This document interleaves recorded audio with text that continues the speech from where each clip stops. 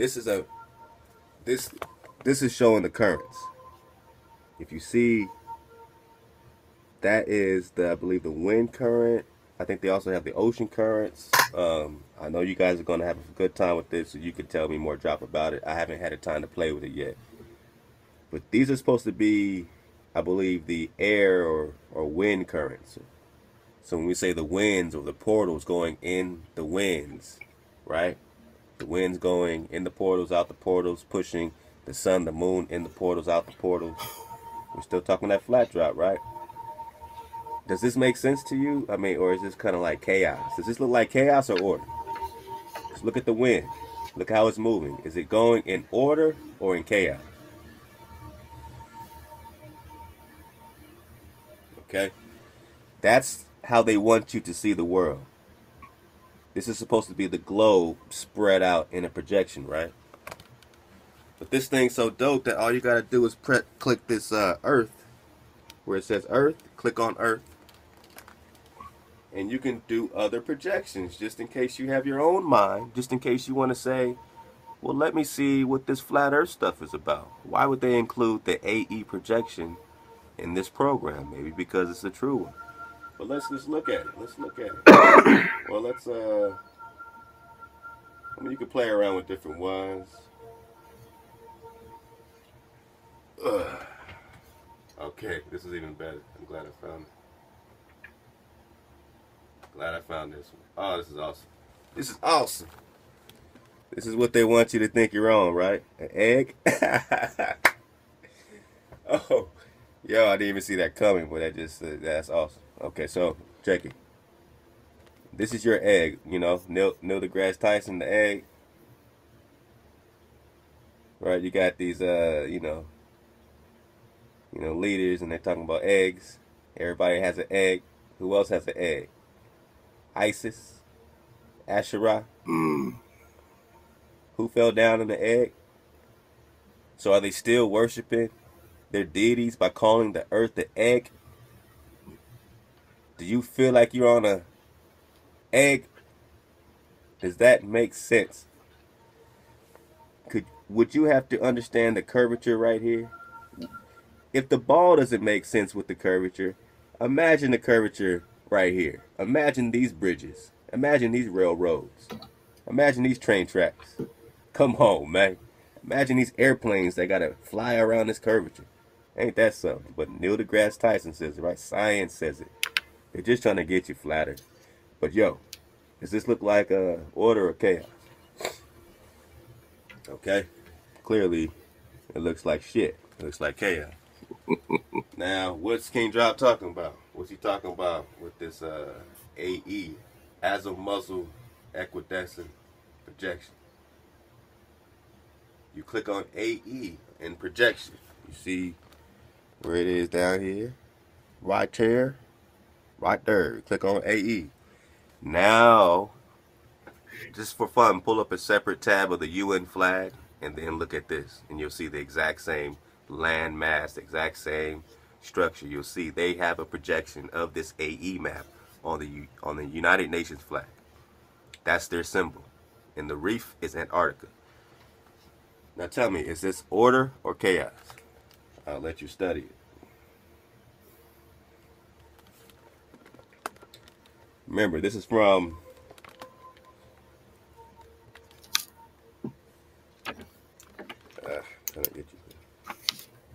now I want you to be looking, you're looking down.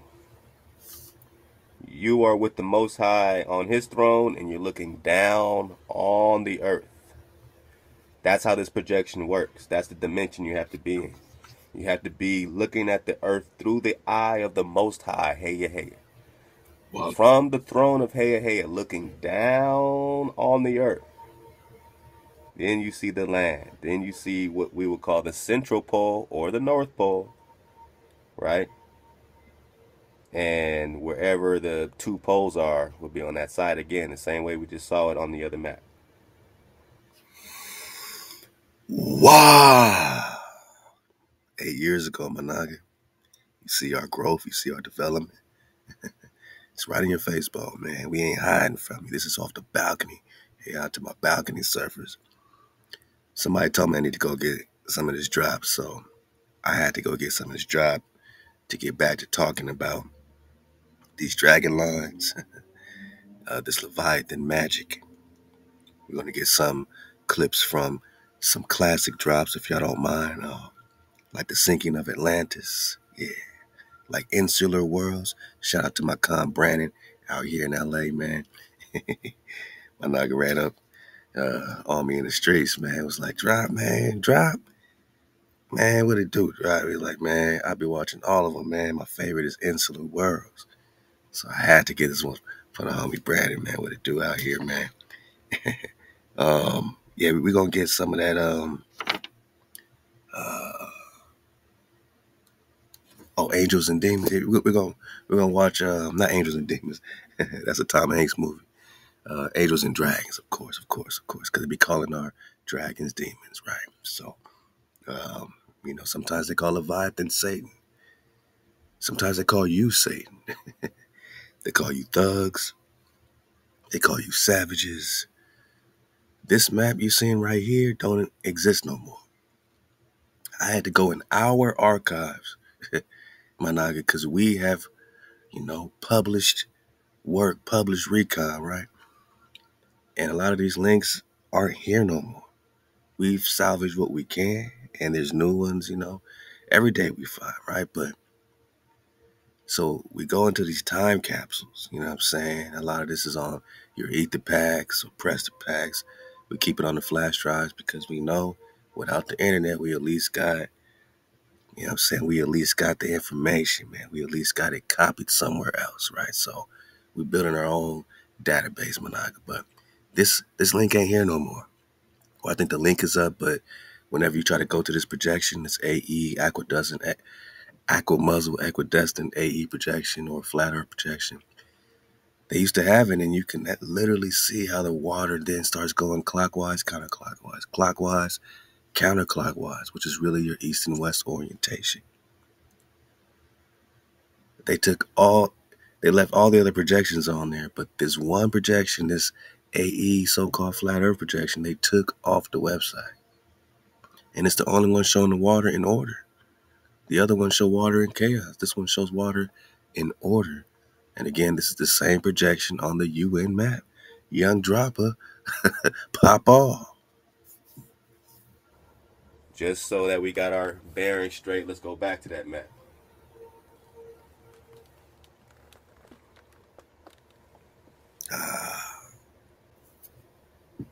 The same thing you're seeing there. You're on the throne, you're looking down on the earth to Africa and all that. That would be the North Pole, or what she's calling the Central Pole, with the two poles being side by side, either here or beyond the ice. Now have that on mind, have that in mind. Just for fun, watch this. Let's go UN flag.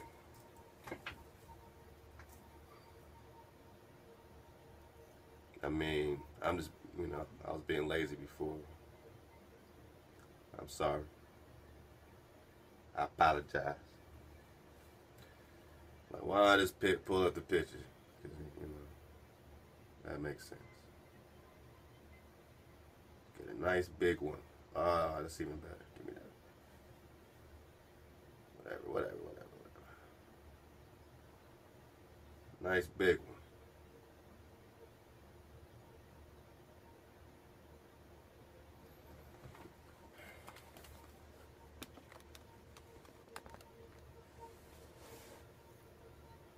Dig on it. Dig on it. Can you dig it? UN flag.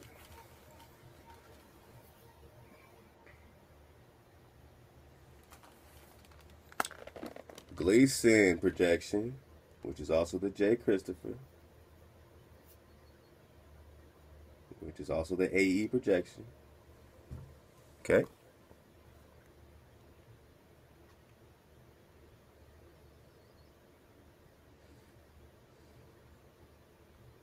UN flag. Look at the land. Study the land. I mean, even study, I guess it's Australia. Study that. Keep your eye on this little piece and everything else too. I just need to get this through your skulls. Okay. Australia, same thing, right? Right? It just flipped. Oh man, I just kind of noticed that. Flip the map.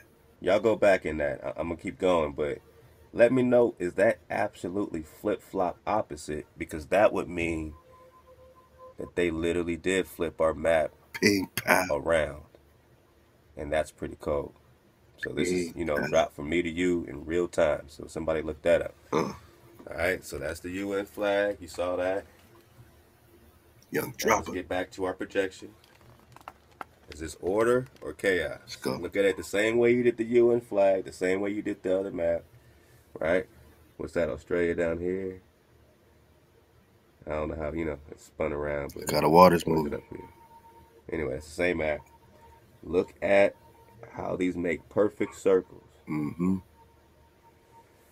Some are going this way, others are working counterclockwise, and the other ones they're working clockwise. It's like rings of clockwise and counterclockwise of these portals. God. One portal's blowing one way, one portal's blowing one way. So in a sense, it's like that. If you're going either clockwise or counterclockwise, you'll be going east. And if you're going clockwise or counterclockwise, you'll be going west. If you knew your orientation, which is why I'm telling you to wake up. Get your power back. They got you disoriented, thinking that you're spinning on a ball. This is your reality. Look at your atmosphere. Is that order?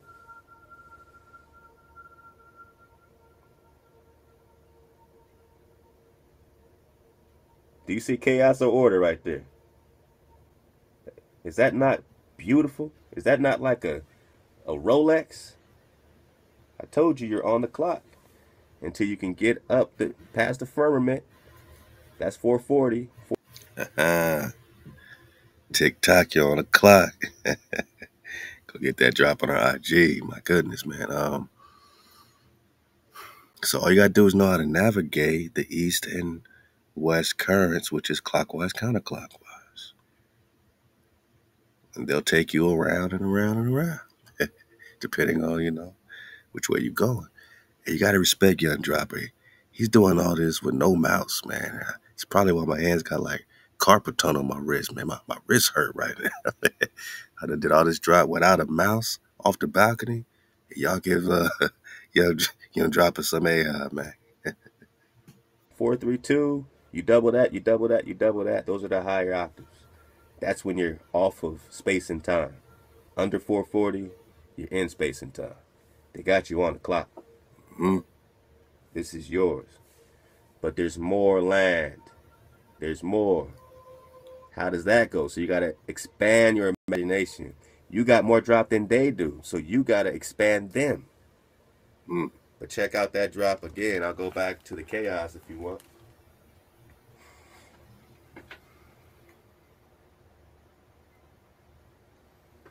This is, you got to change your perspective. You got to flip it now. Now, instead of being the Most High, or you know what I'm saying, looking at it through the Most High, his eyes, now you got to just kind of look at it like you're looking at the side of an egg. This is Neil deGrasse Tyson stuff. Nasty This is science. stuff. Nasty stuff, right? Order or chaos? Disgusting, right? Wow. I mean, do they even look like they're going somewhere? They kind of just swiggling around, doing whatever they want to do. No law. Look, he's going over here. I'm going to go here. I'll go here. And then they got to explain this stuff on the Weather Channel. Well, the rift, the continental rift of this. Wow. And that's what's blowing this around like this. Facts. Chaos. Look at how it's moving. 1, 2, 3. One more time for order. One more time for your reality. One more time to wake up out of your illusion of seclusion. and confusion. Yeah, you know. Okay. And pollution. Don't forget that. Man. Don't forget pollution. Order or chaos? Can't you just stare at that forever? Doesn't that draw you in? Why you think they took this projection down though? Doesn't that draw in your mind ball? All right. Let me see what we saying over here though. Let me see what we saying over here though. This is the insular worlds. Back to the Mediterranean Sea. Leviathan. We got a drop. We got a link last drop that Leviathan was associated with this Mediterranean Sea. And then you got Mud Fossil University finding this large dragon in Morocco near the Mediterranean Sea. And then we see clearly that they can't escape the Mediterranean Sea. That was the only ocean they knew. They couldn't get out either way. And I'm reading some links. I'm going to drop these links, these videos, so you can, get what I'm reading on it. But, Plato's talking about this Atlantis sinking, and they were trapped. They couldn't, because they were at war themselves. So the Pillars of Hercules were guarded, and they couldn't go the other way through Asia. Too many tribes. They were stuck around the Mediterranean Sea until, the sinking of Atlantis and this continent that was blocking them from coming to America was gone. And after all that cleared out, they finally navigated through it. And now you have this whole new world colonization invasion. We're just getting some backstory on this invasion. Young Drop. And so, yeah, Atlantis definitely connected right here to Africa. I believe that's the that was the gate. Once you got that, past that, then you got into many other islands, right? And this might be the whole of it right here. Very interesting, at least. But they're saying that unprovoked, these people here ran up on these people and jammed them up. But we know that, of course, they're telling lies. They've always told lies. So they must have, I mean, you look into it. You look into it. I'm just going to keep dropping it.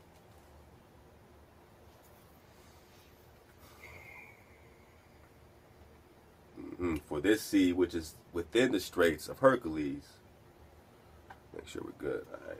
Within the Straits of Hercules is only a harbor having a narrow entrance, but that other is a real sea, and the surrounding land may be most truly called a boundless continent. So he's saying the surrounding land, and I'm just getting this too, man, like in real. And the surrounding land, let's read it. And the surrounding land may be most truly called. So we're talking about, let's get our visual.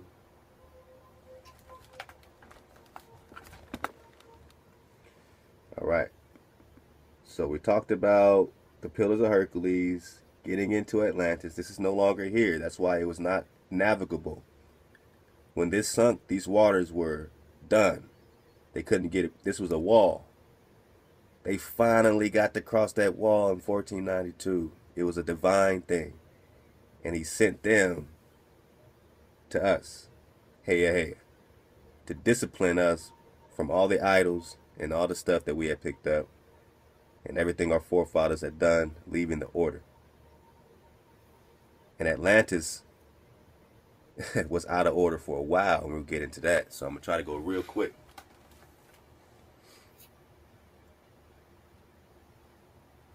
Now listen, it says, having a narrow entrance, and that other is a real sea, talking about the true sea, and the surrounding land may be most truly called a boundless continent. Boundless. The poles, this might be where you access the infinite land. You know what I'm saying? This might be where you access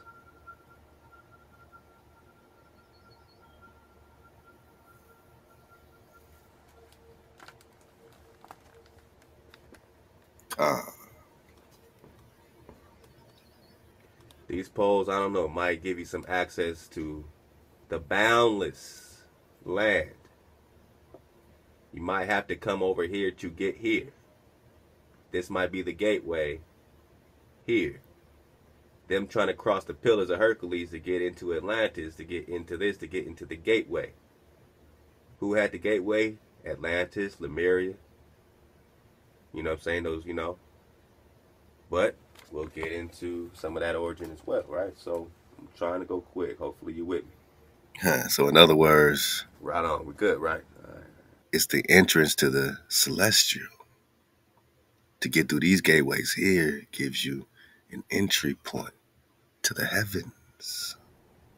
Hope this ain't no symbol or nothing. I'm just trying to say what's up. Like, man, don't be thumbs up with me, dog. I research thumbs up. Means, man, you try to just jam me up. Thumbs up means jam up, man. All right. Young dropper. So now, and the surrounding land may be most truly called a boundless continent. Now, in this island of Atlantis, there was a great and wonderful empire. Really?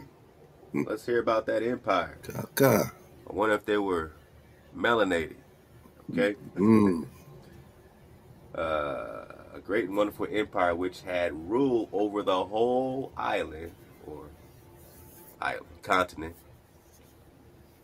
or continents, right? Which had rule over the whole island and several others. Okay, so the whole area.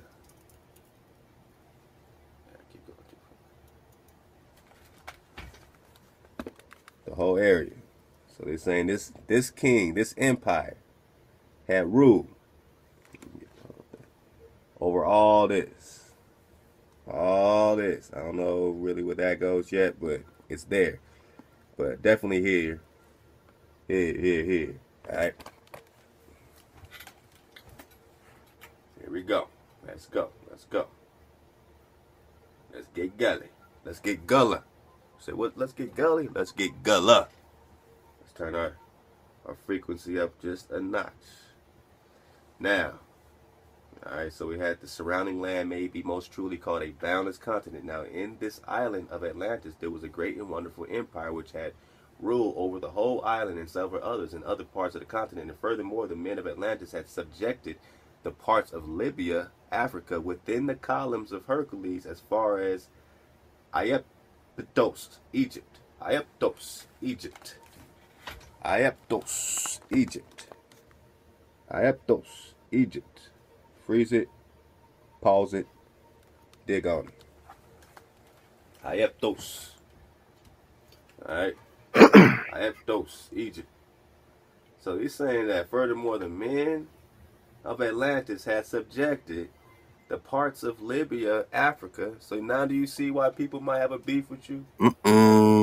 Now you see why people might not claim reparations for you. Might sell you out. Maybe there's some ancient history. Is this the background behind the treaties, my nigga?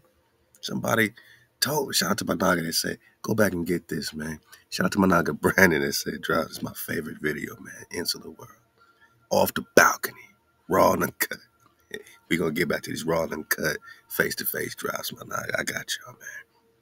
Yo, we getting the backstory behind the ambush, behind the back door of the Tecumseh. History that they a little pissed off at.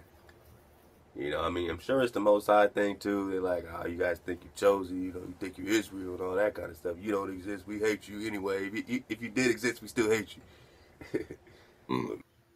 Maybe there's some deeper drive. But I don't know.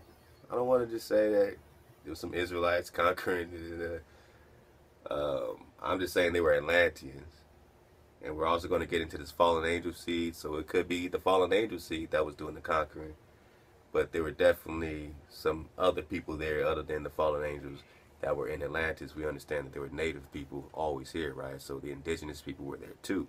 That's what we're trying to understand. Who were those indigenous people? Not necessarily these people doing the conquering.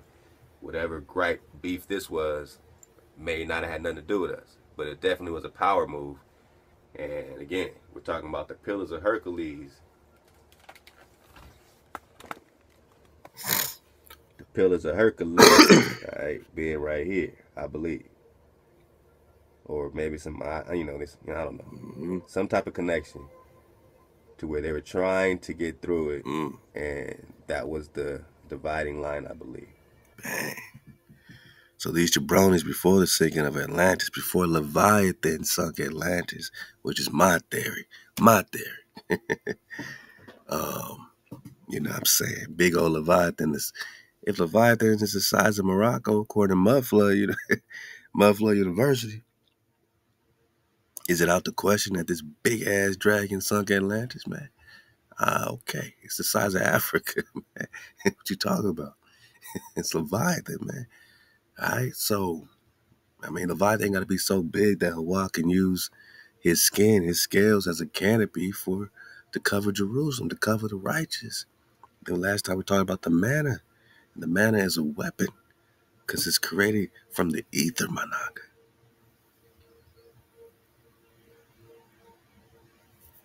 Now they're tapping into the manna or Leviathan to try to power their weapons. See? Leviathan's been used on many fronts in their magical spells, in their necromancy. They couldn't get out of here, of the Mediterranean. This was their only. You want to go to the water? They had to go to this water. They had to go to the Mediterranean. They couldn't get out to the greater ocean, man, for a long time. They did all their hijacking, infested black plague, all that. Finally here comes Columbus in it, right? Here comes, oh, I got a vision, I got a prophecy. I'm going to come jam up America, right? Bring Esteban with me, man.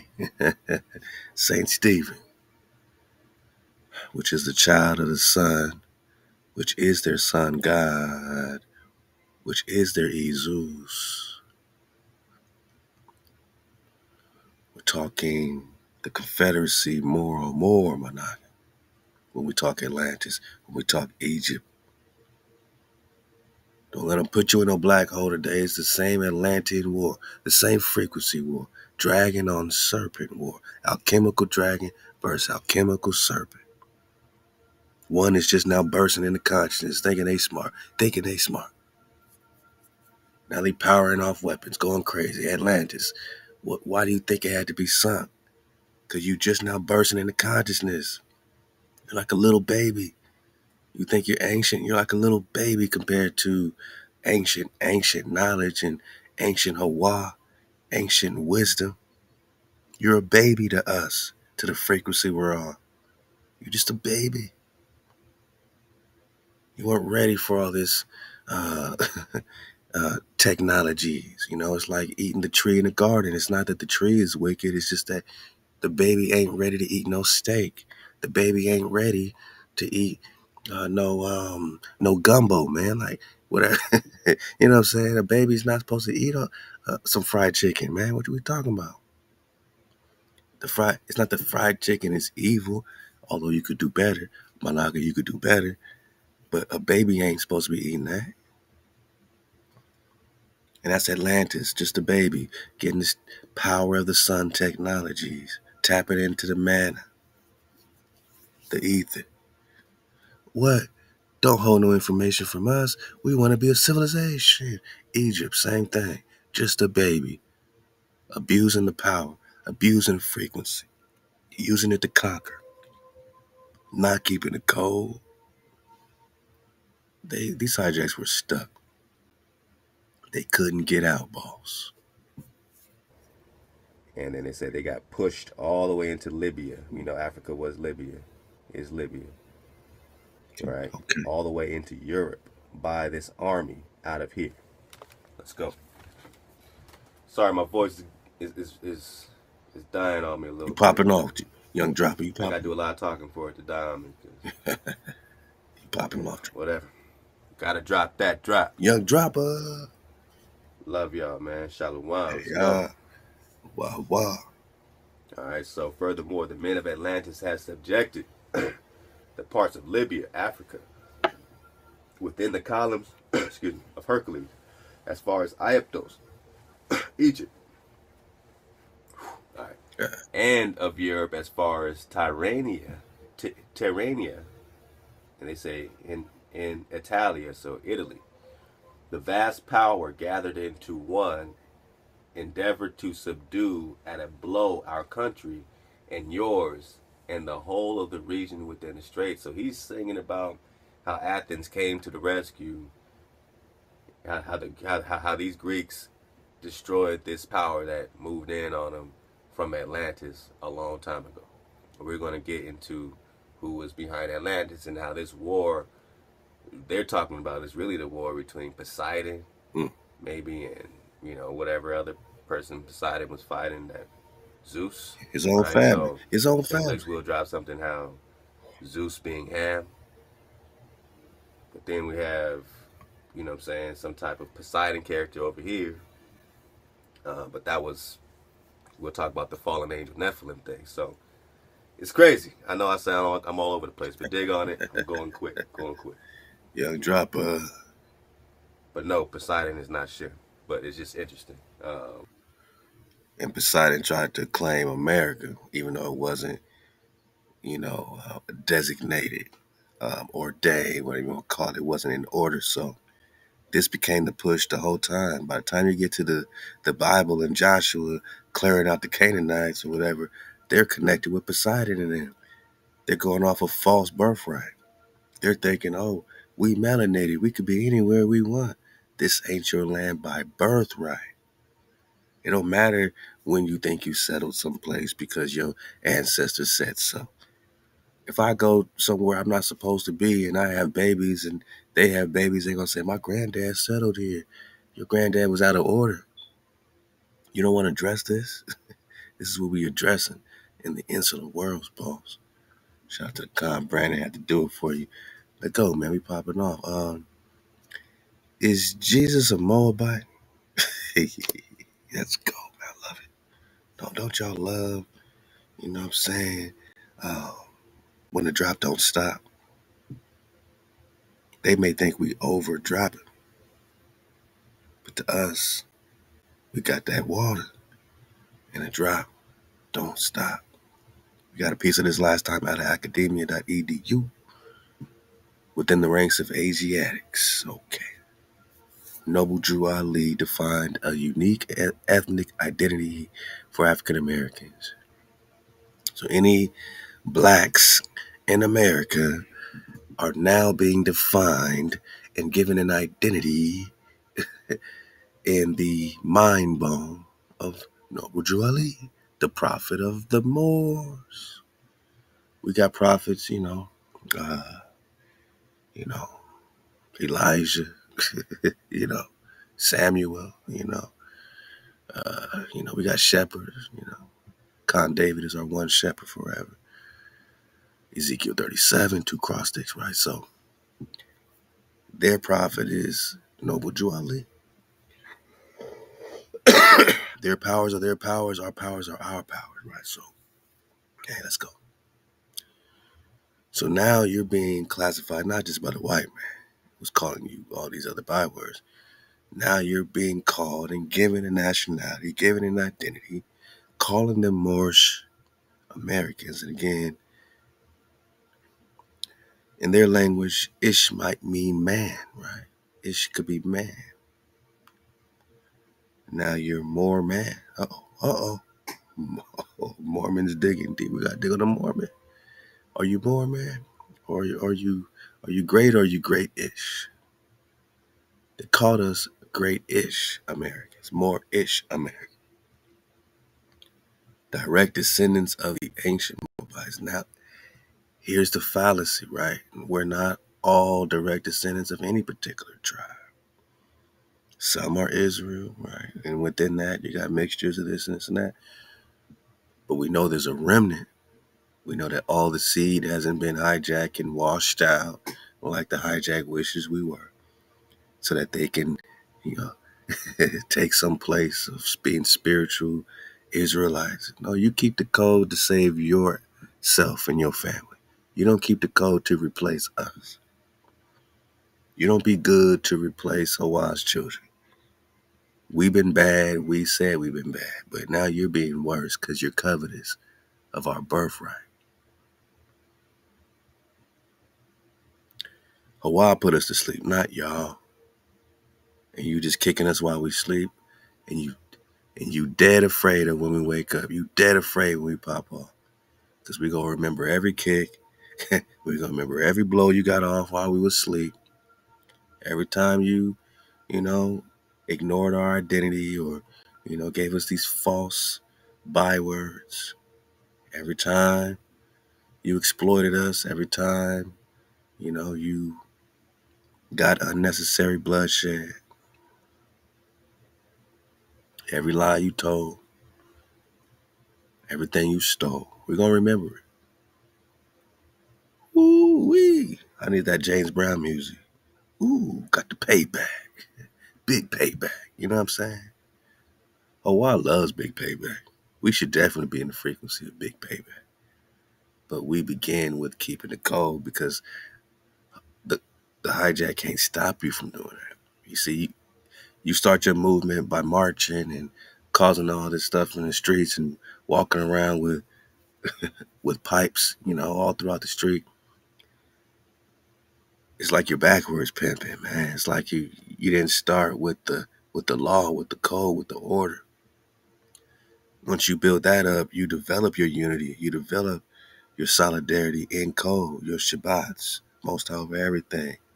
You build your community through the frequency, and it builds up so big and so fast, and it spreads to a point the hijack can't stop it. They start trying to block videos and destroy links, and they're trying to stop the information, but they can't because we are in that age, right, where the knowledge is abounding. But with the abounding knowledge comes the abounding frequency, and in code, you can now maximize your pop-offness. And by the time they try to step to you, they step into us, my naga. One tribe, no separation. It's an illusion of seclusion. Now we can rock shoulder to shoulder with any tribe as long as you respect the vibe and come in order. Keep the code, man. Praise your creator. If you can't do that, we ain't got nothing to talk about. We didn't tell you what to call the creator. We didn't tell you a bunch of, statutes and this. You got to do everything we do. We were giving our order. Hawaii didn't give it to everyone. Amos 3, you only of all the families have I known, Israel. So it's okay if you didn't know Hawaii to know all the ins and outs, but you're going to start right here with MHOE. We're all going to start right here with MHOE. I don't care about your past. I don't care about, everything you've done and all the stuff and all the stuff and all the stuff. Put all that aside. Right now, we start with Most High over everything. I don't care about proving your tribe and what tribe you're from. I don't care about your skin complexion, the color of your eyes, the texture of your hair. I don't care about proving you this and that and that and that. And you mix with this and you mix with that. MHOE, my nigga.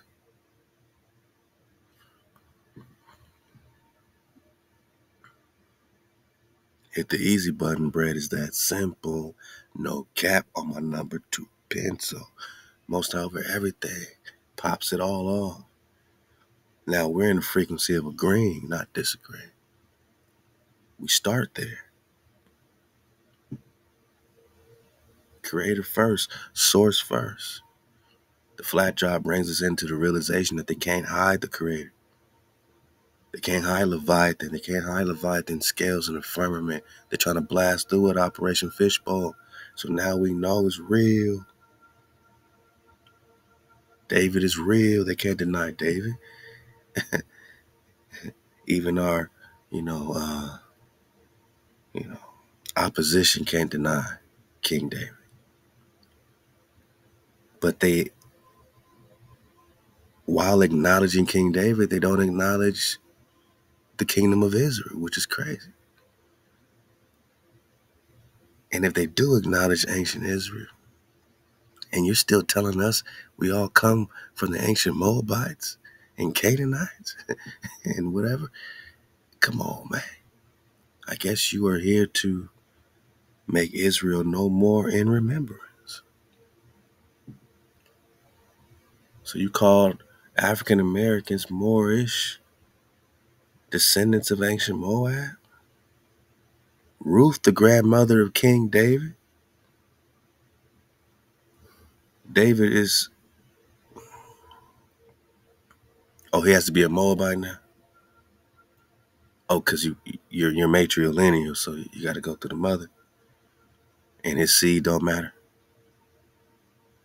He's not the king of Judah. All Israel is now Moab. We come from the children of Lot. Last time that I checked, we are children of Abraham.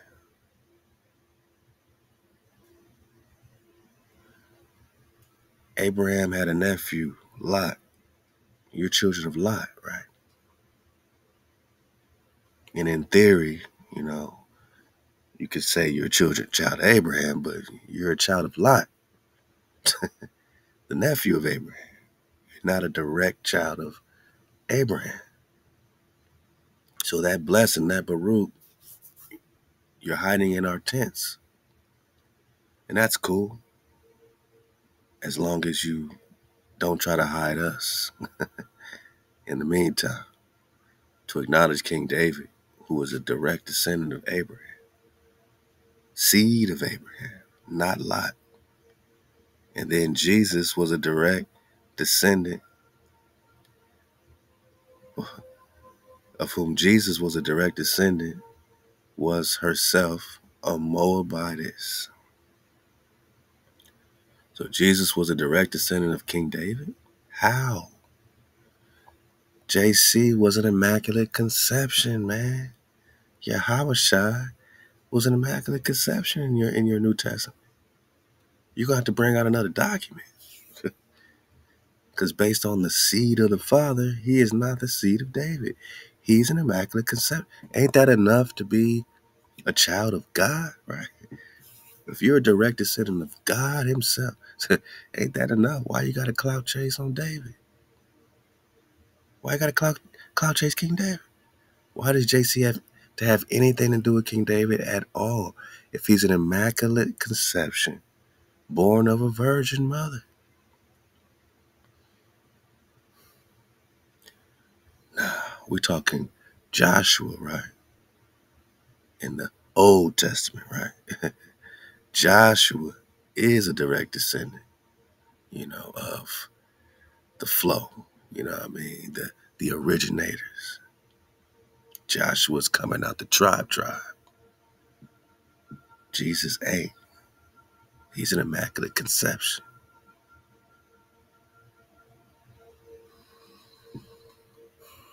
Yeah, Joshua's popping off straight out the loins of Abraham, Isaac, and Jacob. Jesus ain't a direct descendant of nobody other than the hijack Zeus. Because the letter J is an invention, and all you're left with ESUS, boss. E-Zeus.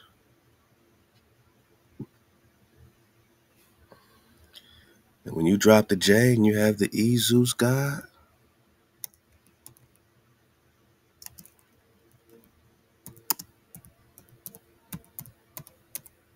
you just drop the J, and now you got Jesus. Like a lot of, my Spanish-speaking family got the Jesus, right? Now you're into a Celtic god who was worshipped primarily in ancient Gaul and Britain. He is known from two monumental statues in the line of Lucan's Belam Sever. Sounds like that Beirut's Moabite tribe. Is Jesus a Moabite? Yeah, that's Jesus, right? That's Zeus, right? Roman, yeah. Right. So they added the J, confused all you nuts, right? If the J, when was the J invented? J, letter J, invented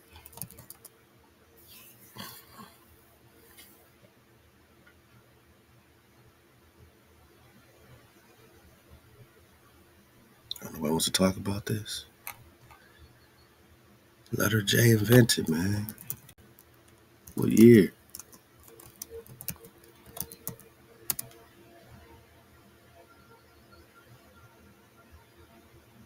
The father of the letter J is Gian Giorgio Trissino. 1478 to the year 1524, there was no letter J.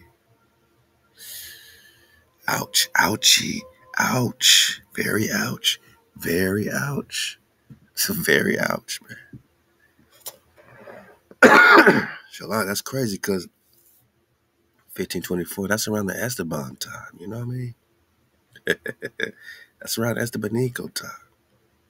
That's around, Esteban time. Estebanico. Letter J, 1524. Estebanico. he would have been 24 years old when the letter J was invented. As a Moray from Morocco, child of the sun, so-called Negro slave, black man, native to Azamor, first person of African descent to explore North America. So he was on the voyage, right? The Narvaez expedition sent out from Cuba under the leadership of Panfilio de Narvaez to explore and colonize, invade Florida. They used this black man as the puppet, right? Or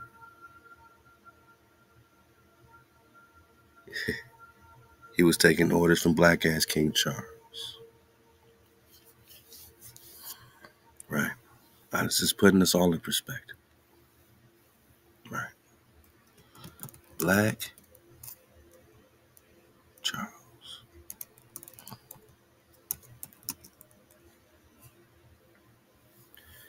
Charles Kento.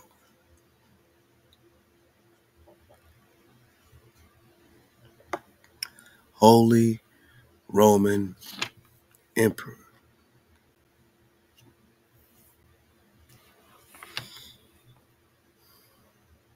Charles V.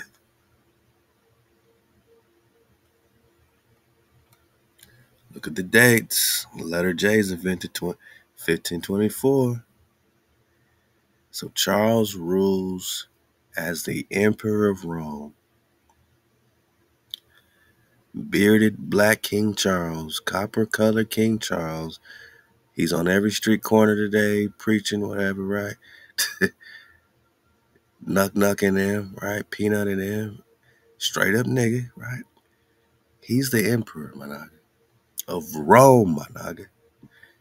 This is what Rome looks like. And then they send black ass Esteban. First African descent to explore. Why do you think he's the first black man to explore North America? Because he was sent. King Charles was at the helm. He was the Roman emperor when Esteban was sent. And the letter J was later added to Jesus. But we're just talking the child of the sun. Baby Stephen, Saint Stephen. We got into all this, man. We got into all this. I'm just saying. Okay. Is Esteban their Christ, their anointed, child of the sun, first martyr, Saint Stephen, Christ child that revealed himself as the Christ child to Saint Christopher, the dog-headed, and now we're talking Christopher Columbus, 1,200 years later, right? 3 major chronological time shifts. Esteban's a Moabite. Is he a Moabite? He's from Morocco. Is Jesus a Moabite? He's from Morocco. Even in the Revelation story, he had to go hide in Africa somewhere. Come on, man. I mean, the Jesus gospel in the Gospels, JC had to go hide in Africa, right? Because he's a Negro, right? Yahushua, right? Is Estebanico. Damn. Yahushua is Estebanico. This was their first African explore North America. This is their anointed, man. Christ means anointed, man. Christ means anointed. All right, let's go. Let's go. So, King David, they say JC is a descendant, which is crazy. Born of a virgin. All right. Ruth herself is a Moabitess, which is great. Because again, it ain't about discrimination based on your tribe. Hawaii loves all these tribes, you know what I'm saying? We're just saying it's order over chaos, man. These tribes have order. If Israel got order, all the tribes got order. The scepter never departs from Judah. And all that envy and jealousy, we have to deal with it within our own house. Because the minute, someone says, oh, okay, you got order over this tribe, then that other tribe gonna feel some type of way. Same thing in the street. So part of our code is to not be covetous of your neighbor's house, of your brother's house, your sister's house. Don't be covetous. Don't be jealous of them because they seem to have more responsibility or more clout or more followers or more monies. You know what I'm saying? Whatever, man. Like, we got to get that out of our heart so we can be back in order and understand it's not always your time to be on top. In order, you know what I'm saying? Someone else might have, you know what I'm saying, more rank or more responsibility in the job, on the, you doing a project or you shooting a movie. There's titles and different things are happening. You can't be jealous because someone has something over you, and we had to deal with that within ourselves, within our own families, within all this stuff, so that we can let our nagas shine. You know what I'm saying? That we can lift each other up until you realize we better when we in order, when we're united. Won't you at least choose unity over this chaos we're in right now? That might mean to let the order be the order, let the flow be the flow. Moabites, you cannot boast yourself above King David and Judah and Israel by order. If you don't take my word for it, then fall back and see what happens, because Atlantis already happened. Egypt already happened. What do you think you're going to build that's going to supersede the Creator's order? You can't twist and squirm your way out of order. You don't respect order, you're going to be at the bottom. You were allowed to be at the top, figuratively speaking, because we chose to be at the bottom, because we chose to be out of code. In code, we're the head and not the tail. Hawaii says so. You ain't got to take my word. I'm just reading my night. Thus Moors understood Jesus to have been a Moabite also. Come on.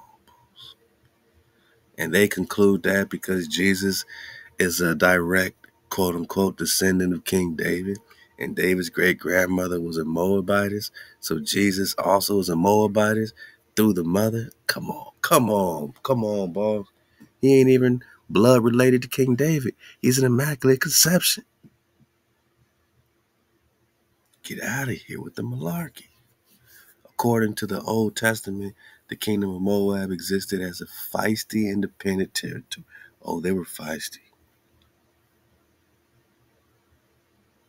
And they want to brag about a victory over Israel. We can talk a lot of victories over Moab. Is it we're going to go back and forth? Or are we going to establish order? You want to live in the past? That worked out for you? You feel good about your presence today? You feel good in your science temples today? You feel good in your secret knowledge? You feel secure? You feel safe about what's happening? You feel safe about Leviathan waking up?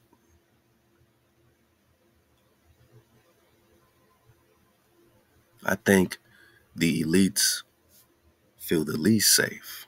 We're used to feeling unsafe every day. We dodging police, we dodging, hijacks everywhere, man. We dodging the frequency wars, silent weapons, quiet war. We dodging all your stuff, your GMO foods and frequency, man. Like, we're used to feeling unsafe. Y'all used to feeling cozy and safe, but now you don't, and you're freaking out because you don't know what the feeling is of not being in control. And we're slowly regaining the feeling of being in control.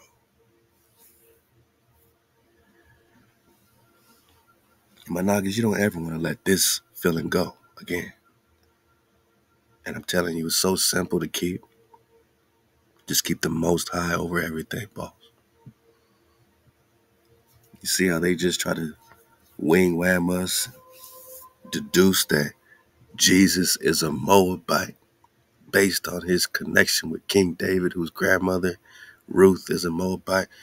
And she's a Moabite, but she chose up. Go read the story. She didn't choose the Moabite gods. She chose the Creator. And because she made the choice to choose up and choose the Creator, to choose Hawa, she's being, lifted up, praised by the Creator to even give her this lineage where King David is her grandson. That's how much Hawa loves this Moabite Ruth. He didn't discriminate because she's a Moabite. Hawa saw her heart bone, her soul bone. You got to do the same thing if you want to get love like this. Moabites, you want to compare yourself to Ruth? She's the most righteous Moabite of all time.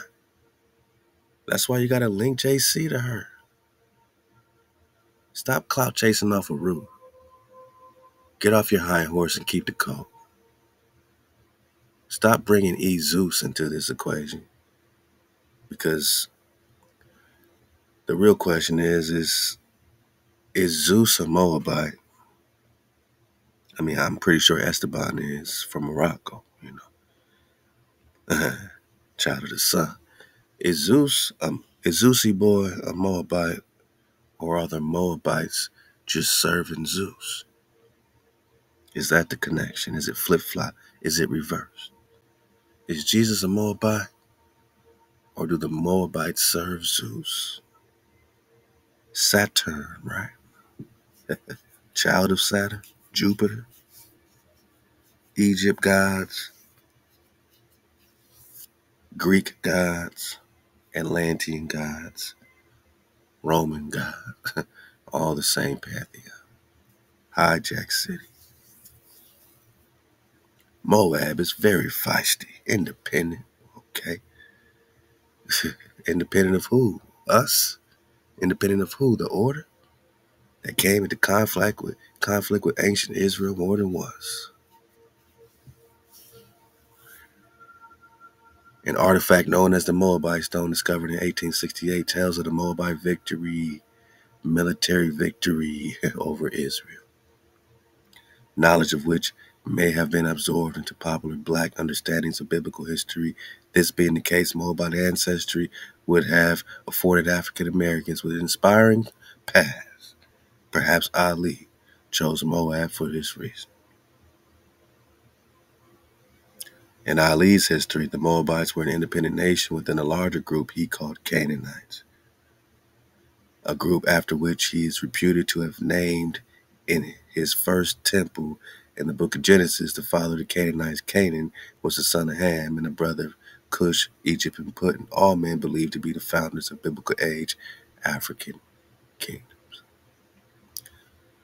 The idea of the sons of Ham has a nefarious history of association with white supremacy and the search for a single genetic source for the black race, completely divorced from whites. No, we want to be completely divorced from hijacks. You're creating the black and white. You're bringing the coming together of opposites. You're bringing the alchemical serpent into our consciousness. You're getting us to witness through the hijack, all-seeing eye, lens, collapsing the wave pattern on chaos. So your moniker is out of order comes chaos. We collapse the wave pattern on paradise, our moniker is MHOE, Most High over everything. What do you observe? You're talking quantum, the illusion of seclusion. Thus, Peter Wilson has said of Ali's references to American blacks as descendants of Canaanites and Moabites, biblical tradition accuses the Canaanites and Moabites of every archetypal sin. Drew Ali's temple naming was defiant and bold indeed. He may be right.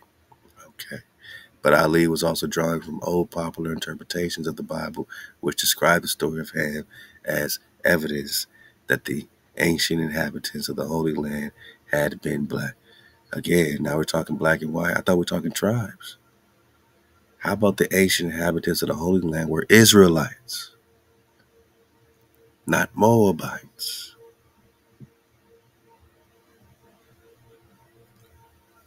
Last time that I checked, we was in the wilderness fleeing Egypt. You're going to Egypt. You're tribed up with Egypt. That's two different frequencies.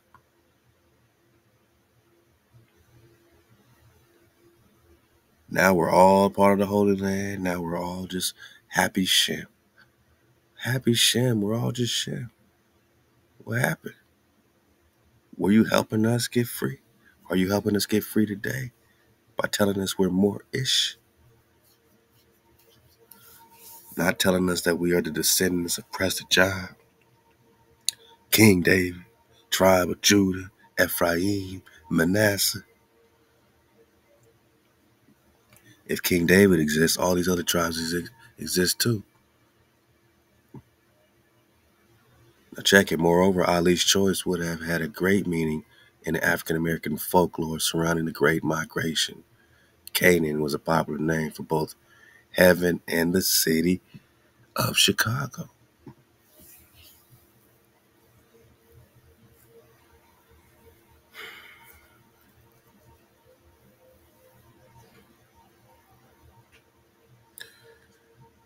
Did you know that the city of Chicago is also known as Canaan?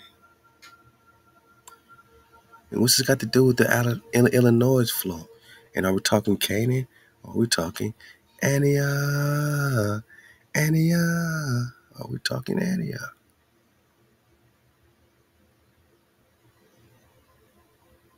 Anan bin David. Let's go. Ali further asserts that the American blacks are Moorish American. Here we go, generalizing us, putting us into some type of black hole. Descendants of Moroccans. Come on, man. He's not saying which so-called blacks are descendants of Moroccans born in America. Which Morocco are you talking about, man? Hold up, man. Which Morocco are we talking about? The tribe of Ishmael or Ishmaelites. Reading from walkinginplace.org. The tribe of Ishmael or Ishmaelites was a tightly knit nomadic community of African, Native American, and poor white descendants. Quote unquote poor white, because, white is a status, We're talking to Moors, so you gotta think of white as status. All right, so the Ishmaelites are Africans and Native Americans, right? Because they want to claim Morocco and America, they gotta claim to be native. But is their frequency? Are we talking natural by law? Is it the Creator's law? Are you in your right lot? Children of Lot, are you in your lot? You think your lot is everywhere. We're here to set the record straight. Estimated to number about 10,000. So this is just in America, at this time in it was the 1700s. They're saying this. All right, so fugitives from the South, they arrived in the central part of the old Northwest. That's Indiana, Illinois, Kentucky. The old Northwest at the beginning of the 19th century, preceding the other pioneers after a century of fierce cultural conflict with the majority society. The tribe was forcibly dispersed. So this link tries to make it seem like they are being oppressed. And they like to play this type of flip, same way they doing Esteban being some little boy slave that was, rescued out the water. We talking Poseidon though, but here we go. So here they are, the nomads, wandering through Illinois. The earlier migration of the tribe had been involuntary, but they were slaves. But they now pursue a nomadic way of life as a central feature of their distinctive culture. Their annual migratory route was northwest from Indianapolis, right? So their migratory route is them walking around the sacred cube, they say, built by Abraham in Illinois, called the Holy Mountain of Harmonics. And they made a migratory route, or like they say today, a Hajj around their Mecca. Okay. Northwest, remember Chicago was Canaan. Huh? Okay. Northwest from Indianapolis to Kankakee River south of Lake Michigan. From there, south through Illinois, eastern Illinois to the vicinity of Champaign, Urbana, and Decatur, and finally due east back to Indianapolis. This is their Hajj, their Mecca, right? This is a triangular route, 350 miles as the crow flies. So they're in that eight, right? They're in that eight. They're in that loop, right? So every spring, many hundreds of small carts set off, filled with children and elderly, drawn by donkeys and horses. The Ishmaelite men and women walk alongside. In the late spring, there was a joyful reunion with the Native Americans of the Kankakee. During the summer, the tribe moved south, and when fall came, they turned again to the winter quarters. The migration was repeated every year for nearly 100 years. Yeah, so they popped off. They say nearly a century. They probably doing it to this day. An Ishmaelite could be seen at one time as a childish but lascivious Negro. The Ishmaelite's a childish Negro, a violent, savage Indian. All right, so we know a Negro is an Indian.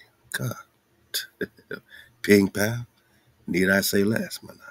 I can't make this up. They just told you that. We just talking Ishmaelites.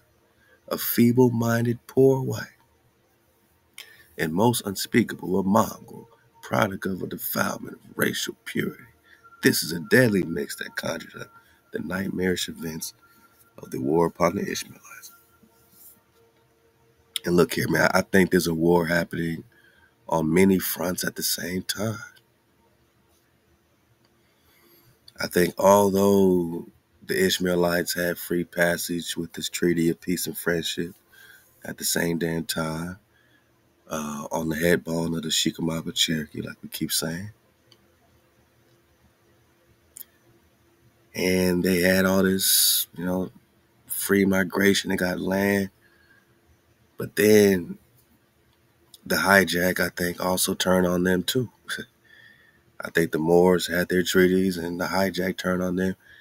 But at the same time, I also feel like certain families of them are still in power to this day. To this day. I don't feel like they got, backdoored by the whites per se. I feel like they made it look like they got backdoored. You know what I'm saying? I think it's just one of the days, man, that you gotta you gotta pay attention. You know what I'm saying? And look at the magician. When they show you one thing, it's a whole nother hand going on. So we gotta look at it like that. Glaciers in America because of a little ice age happening at the same damn time. Recon our drop on the little ice age, all right? And this is their holy mount of harmonics, and this is Danville. And Danville connects with this whole Phineas flow. We about to get that. Phineas and Ferb featured as Danville. Even the Great American Eclipse 2024, total eclipse. This path of totality is passing through Danville as it cuts through this Illinois pocket. And I'm going to read a comment. One of my Nagas said that this is crisscrossing specifically at Cedar Creek. And it's near Cairo, Illinois, yeah. And Cairo, just like Cairo, Egypt. There's a whole mound city right there. But look, there's also Mecca. Mecca, right? There's Mecca, there's Morocco. So when Noble Drew talking about Morocco, which Morocco we talking about? Is the question. And what does it got to do with the Moorish Science Temple? African American town. But he just said all the African Americans are Moabites. The formula for the Holy Mountain figure is supposedly contained in the odd dimensions of the so-called cube built by Abraham and Ishmael. Is this the cube they're walking around today in Mecca? Is it the real one, or is it this huge harmonic mountain pyramid situation that the formula has to do with the odd dimensions of this holy mountain figure? Cube. And this is the 350-mile trek that they make in triangular migration. And they're doing it right at the same spot of the last battle. X marks the spot where Tecumseh's brother died in the Battle of the Tippecanoe, Lafayette. They're doing it right where Tecumseh and then was holding up a stronghold. They set up Mecca right on top of his head bone, man. Made treaties on his head bone. Straight up takeover. 1811, right? 1810, 1811 Comet, Dragon of 1811, right?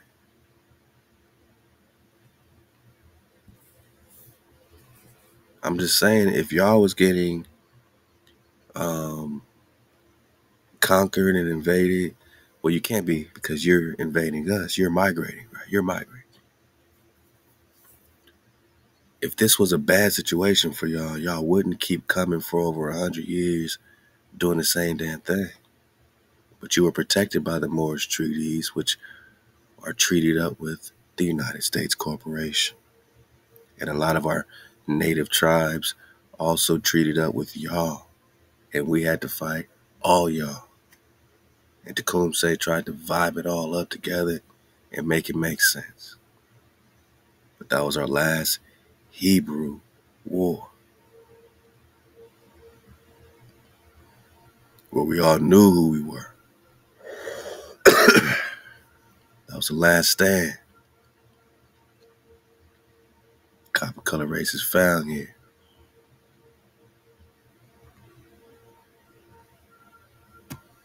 Oh, shout out to the cons, man. Cootie Mayo. I left this link last time. History of Ancient America by George Jones. We just got a piece of the intro last time.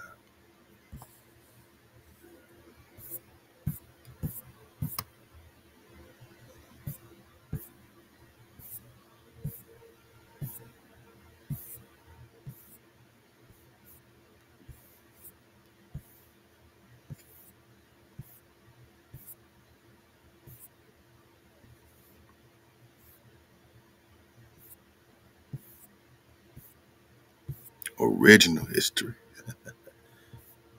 of America.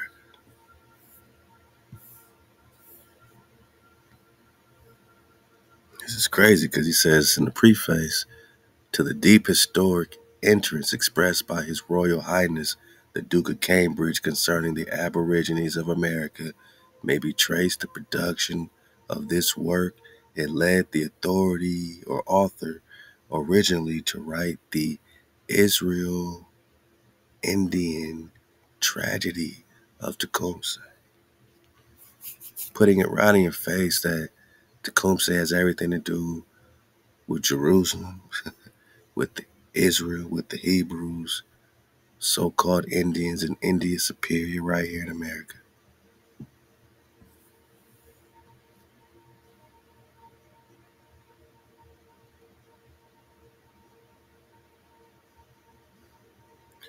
It's the Israel-Indian tragedy. For real, for real.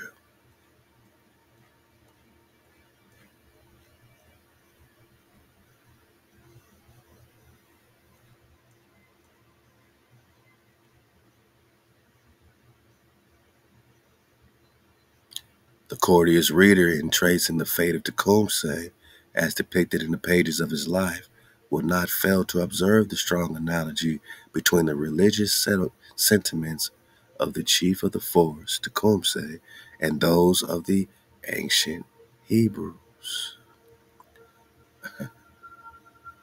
Strong analogy is a strong analogy, Manaka. Chief of the force, Manaka, is you're talking about the Khan. You know what I mean? Those of the ancient Hebrews. That's the Israel-Indian connection. The language as uttered by Tecumseh is not written by the pen of fiction. Not written by the pen of fiction, merely to uphold a theory of the brain, but gathered from the archives of a people's history to support an apparent truth. The present writer will not yield to any man in the firm belief that the Aborigines of North America, that the indigenous kinds of America, and the ancient Israelites are identical, boss. Oh, what an Israel-Indian tragedy. So when I talk to Tecumseh, we talking Hebrews, ancient Hebrews. We talking ancient Israelites. When I talk the Hebrews in America, I'm talking Tecumseh in America, the Israelites, Tecumseh.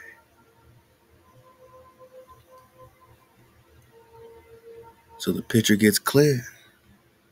This great American comet, the total eclipse crisscross, it has everything to do with Israel, is a sign. The year of the dragon is a sign.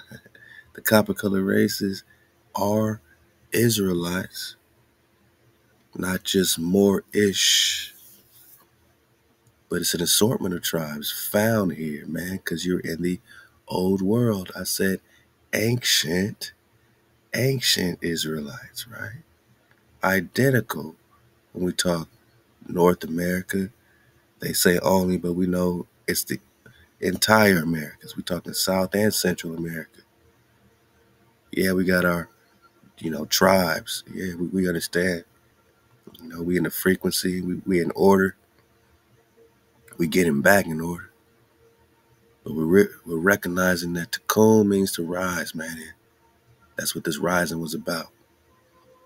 That's why they fought all these hundreds and hundreds of years since 1776 and before that, back to the Esteban Columbus situation, man.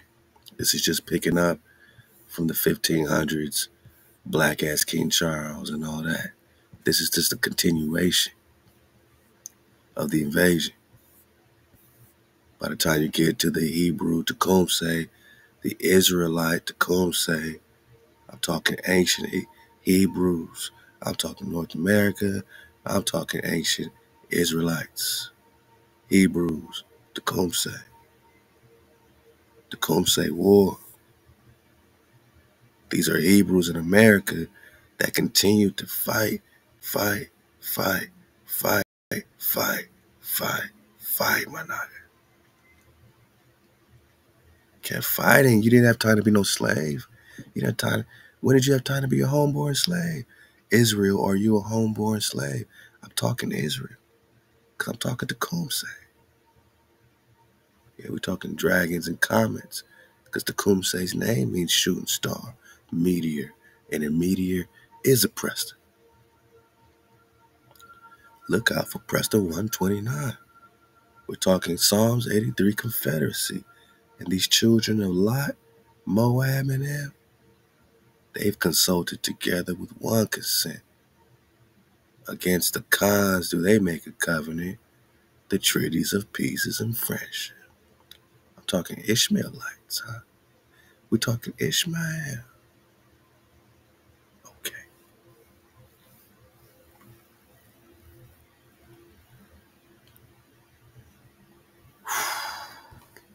Ishmael was migrating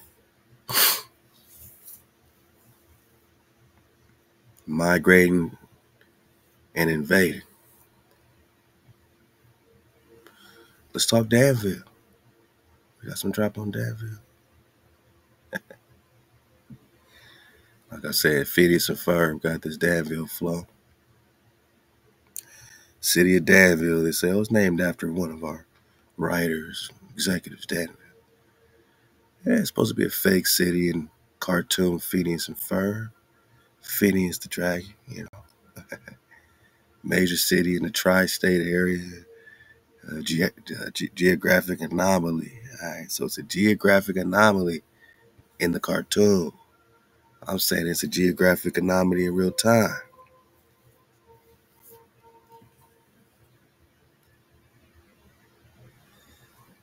Look how close it is to the holy mountain of harmonics. So this area is very important, and these writers know about it. Danville is near the ocean, yet it is within a short driving distance to Mount Rushmore. So it's near all these things it shouldn't be near, which lets me think, if I'm thinking clear, that we could be talking a portal right here. Because if it's near all this stuff, it's near Mount Rushmore, it's near the ocean, it's near everything. It's an anomaly, right? Wow, I mean, what's it got to do with their harmonics?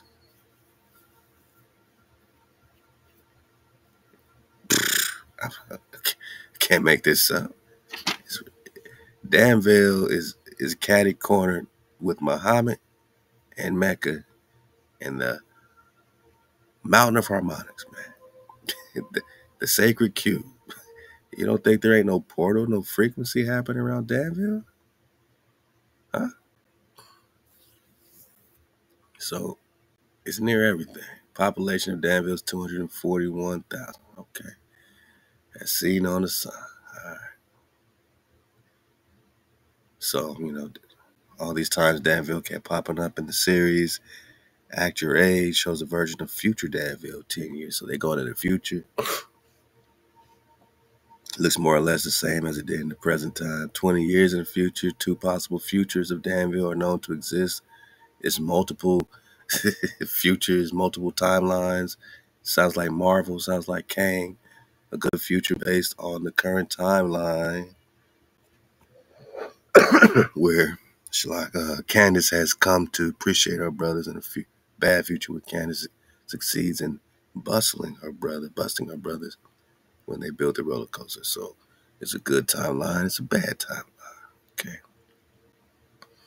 Danville in the good future is shown when Phineas and Ferb travel 20 years into the future in order to get a machine that confuse wood and metal, kind of like the coming together of opposites. Sounds like they got that Cadmus. Then they got a new look at Danville in the future. Danville becomes more technological. Having self-opening doors and a device that can merge metal and wood together. Most things are also digital, such as a digital tree. The museum also added a new wing, which is literally just a wing at the top of the roof. Wow. Then they got a bad future occurs when Candace from the good future comes back to the day of the roller coaster and drags her mother out of the supermarket to witness the coaster. All right, man. So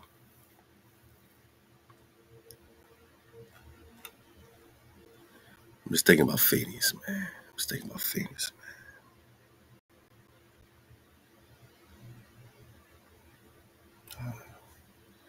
Let me get it. Free Phineas, man. That's all I can really say, man.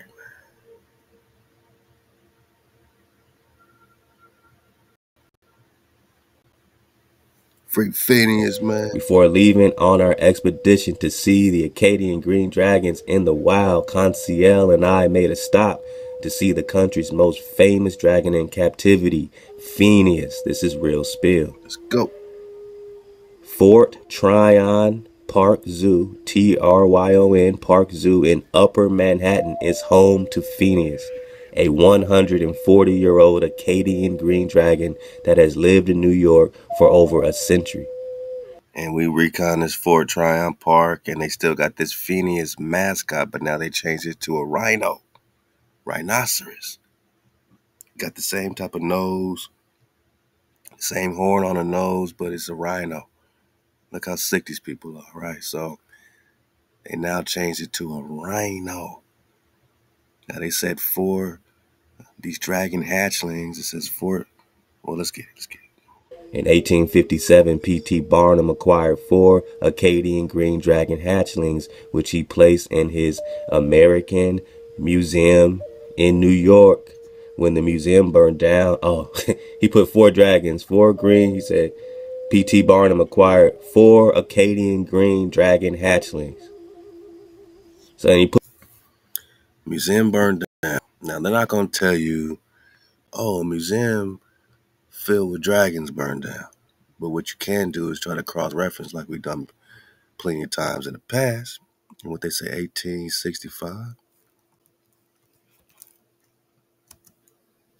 P.T. Barnum. Yeah. And you realize in facts. Because the museum did burn down.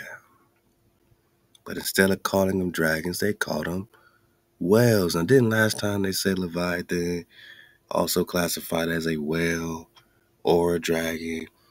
And in the scripture, sometimes instead of saying something is a whale or something is a dragon, they'll call it a whale. And even Moby Dick we got before, it's not really a story about whales, but of a dragon, and Jonah and the whale is really Jonah and the dragon. Like all these whales are really dragons. Now it says 2 whales were boiled alive. Now what type of whale have you ever seen in a gosh darn building in the inner city? This thing's burning down in the city, my noggin. This ain't no Sea World, man. This ain't by the water. These whales are in a building, or did they have baby dragons somewhere in this building? And this thing caught on dragon fire. Maybe Big Mama was trying to get her babies out. Maybe the dragons tried to get themselves out. But of course, if you put dragons in a building, the building might burn down. That's all I'm saying. Barnum's, look, same year. Same year. 1865. One of New York City's most popular and morally questionable museums burnt to the ground. Greg Young and Tom Myers, who write the history blog The Bowery Boys, recently recounted the fire that burned down Barnum's American Museum just over 150 years ago. They had mermaids, they had everything up in this thing. They called it a freak show. Exhibits, bizarre attractions. So of course they had dragons. Why wouldn't they have a baby dragon if they had mermaids, man? Why not?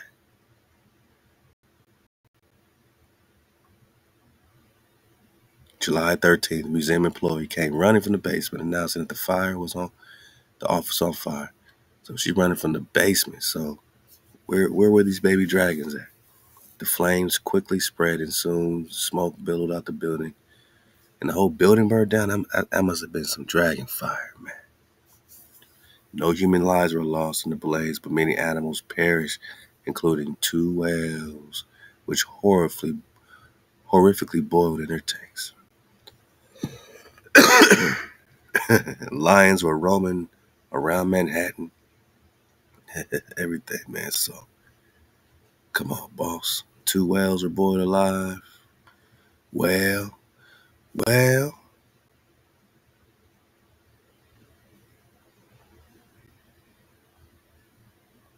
put him in a museum and he said, when the museum burned down. Well, no shit.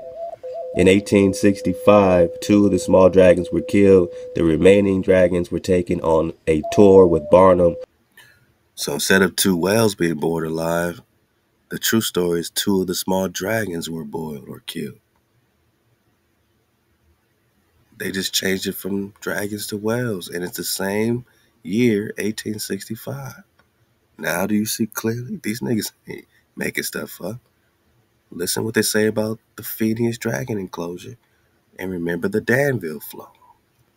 For over a decade on the P.T. Barnum Grand Traveling Museum in Menagerie. In 1888, Barnum donated one of the dragons to the London Zoo, but it then quickly got sick and died in 1889. The last dragon was donated to the New York Zoo in 1891 upon Barnum's death and named Phineas in honor of his benefactor. So his name ain't even Phineas, man. His name ain't even Phineas. Being held captive. He's the last great dragon held in captivity. Or he is Phineas, and P.T. Barnum is named, in association with the big dragon. Phineas, man. The most famous dragon in captivity. You got the link, pull it up, man. A beautiful Victorian dragon house was built for Phineas, and he quickly became the central attraction by the 1960s. However, the New York Zoo, the Dragon House, and Phineas, who had been living in a small, cramped concrete pit for 70 years, were all in bad repair. In 1972, the newly formed World Dragon Fund used Phineas as their poster dragon to raise funds for the protection of dragons. I don't think so. They're raising funds to slay dragons. They're dragon slayers. Yeah, man, you heard it right. 1972, the newly formed World Dragon Fund used Phineas. Yes, there's a World Dragon Fund. Is there? And love to the sister. Is there a World Dragon Fund? Yeah. Hold up. 1972. World Dragon Fund, which became the Templeton Dragon Fund, right?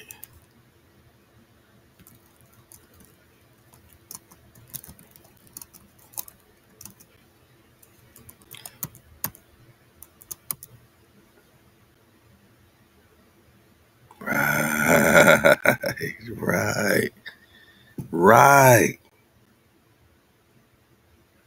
So now shares is currently traded on New York Stock Exchange under TDF, Templeton Dragon Fund. And I'm not even some stock market day trader, but I might start looking in, putting something. I might have to get some type of stock on TDF, man. Drop Nation, I mean, I'm not here. I don't know anything about the ups and downs of TDF stock, but personally speaking, I'm gonna look into because that might be going up. Free Phineas. Phineas wants us to cash out on this TDF. Hey, man, there's a Templeton Dragon Fund, TDF. What did it say? I don't know.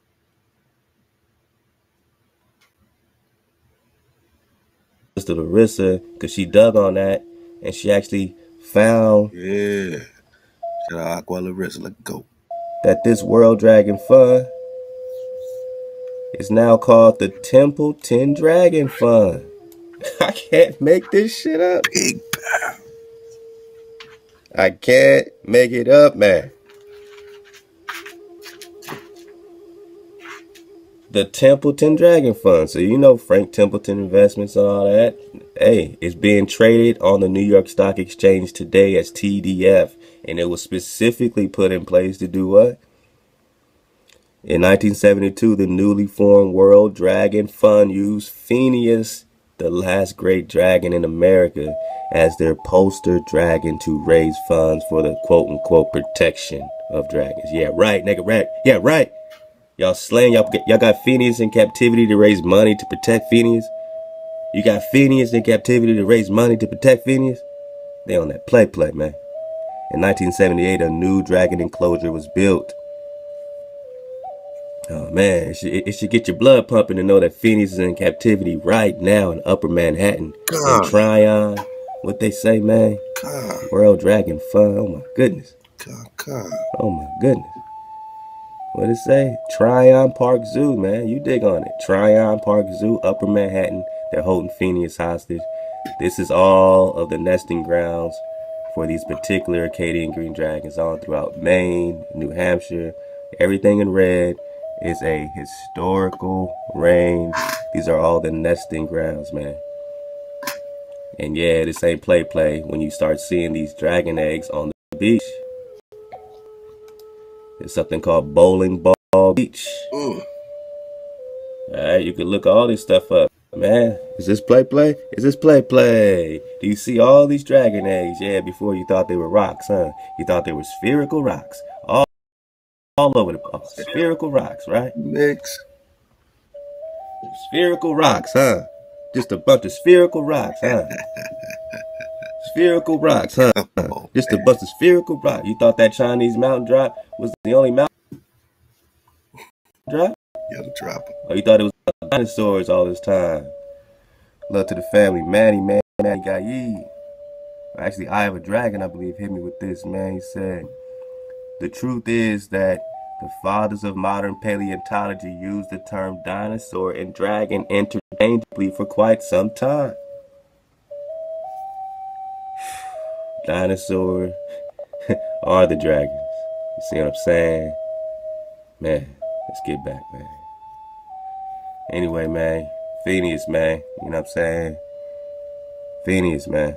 Alright. In 1978, a new dragon enclosure was built for Phineas, and his health and attendance at the park dramatically improved. So today, Phineas is the only great dragon alive in captivity in America. Wow. Today. So we're talking about 1978, so this is relatively a recent update, right? In 1978, a new dragon enclosure was built for Phineas in 1978. Do you think it's play? You think they're that creative? They made a big sketchbook full of dragons? Do you see this stamp right here? It says Acadian Natural Dragon Preserve. You Google that, and then it says Acadian Federal Preserve. So they took the dragon out. But it's originally the Acadian National Dragon Preserve. Here's the stamp. Go dig on it. We're just talking about this area. All this national parks now. Alright. These are all breeding grounds. And when you look at, you know what I'm saying, where most of the national parks are, they're all mostly on the West Coast, all throughout the Four Corners, right? So there's over 1 million acres around the Grand Canyon that they've never even gotten close to. Why? Over 1 million acres around the Grand Canyon they ain't even touched yet. What's going on? What's going on around that 1 million acres or so? Right, I'm just talking Phineas, man. Look, man. Just talking Phineas, man. Free Phineas, man. Let's talk dragon lines. Let's talk ley lines, then get back into the American solar eclipse 2024. Phineas crisscrossing on your head bone. And just right quick, back to that sacred temple or sacred mountain of harmonics, link. It says, let's see, let's pick it up from here. The name Ben Ishmael hence immediately struck to me as Banu Ishmael, literally the sons of Ishmael, but better translated as the tribe of Ishmael. Gone to Croatan, confirm my hypothesis. Ben Ishmael were a collective of thousands of runaway slaves. Here they go, they always slaves. This hijack, Shalak, is always slaves. They're always being oppressed. There's always some pity party when it comes to this, right? So there are also Native Americans and poor whites. We got that last time. Who created a nomadic colony in the Kentucky Hills, 1790. My point is, this is when they teamed up with the Kentuckians right here. This is when they teamed up with the Kentuckians, man. All right. They lived far from settled communities for obvious reasons and were forced out of inhabited lands at a regular pace. When Kentucky farmlands became slave farms, they moved to Cincinnati, Ohio. From Cincinnati, they were driven out, tracing a settlement pattern through Indiana, finally to various small towns in Illinois. Cities like Muhammad, Mecca, Morocco, and Cairo bear the names of some of these settlements. Huh? So they remain nomadic in nature. Their 350-mile triangular migration invasion stretched northwest from Indianapolis to Kankakee River, south of Lake Michigan, through eastern Illinois and Decatur, right? So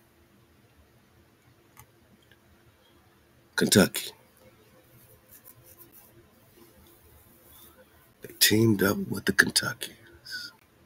They're coming in, teaming up. All right, just keep this in your mind, Paul.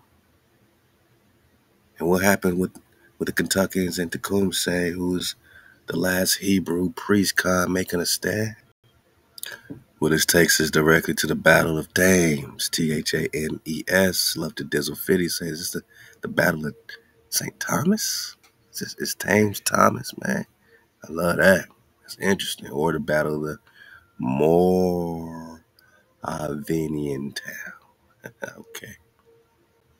Was an American victory or hijacked victory in the War of 1812, Tecumseh War, against Tecumseh's Confederacy and their British allies. It took place October 5th, which when we say happy Naga strong, we are remembering our strength, man. We remember our strength in battle, our strength in uprising, our strength, and, Naga just being persistent cons, man, that we never stop fighting. Happy Naga strong, man. October 5th, and there's another one. I think last day of February or first day of March when Dragon Canoe was killed in battle. We're just choosing to remember these battles, man. So the British lost control of southwestern Ontario. Okay. Tecumseh was killed and his Confederacy largely fell apart now.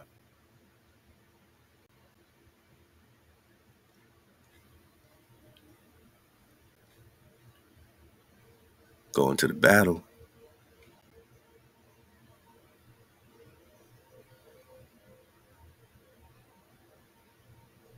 Tecumseh's men formed a line in the black ash swamp on the British right to flank the Americans or hijacks, because they ain't no Americans, man. They ain't no Americans.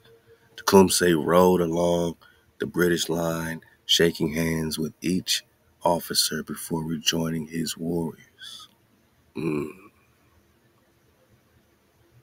rode along, shaking hands with each officer before joining his warriors, because he was trying to tribe up against this. What everything you're dealing with today, this is what Tecumseh was trying to fight against. Anybody saying they're gonna help do that on the British side, on whatever side, he said, please, whatever, man, just be true to your word and help us slay these hijacks, get them off our land. So General Harrison surveyed the battlefield and ordered James Johnson to make a frontal attack on the British regulars with his mounted riflemen. Despite the Indians' flanking fire, Johnson's Kentuckians, right? What's this got to do with the Kentuckians? They were fighting under James Johnson. Who are the Kentuckians? We just got that.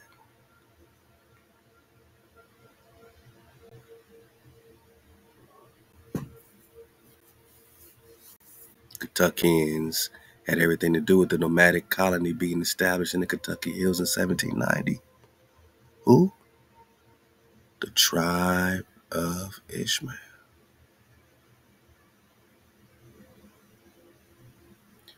Before they set up Muhammad, Mecca, Morocco, Cairo, Psalms 83 Confederacy, and walked around their cube in a triangular migrational route, they first teamed up and tribed up with the Kentuckians.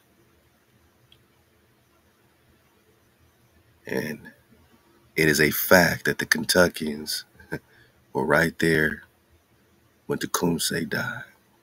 Johnson's Kentuckians broke through, the British cannon not having fire.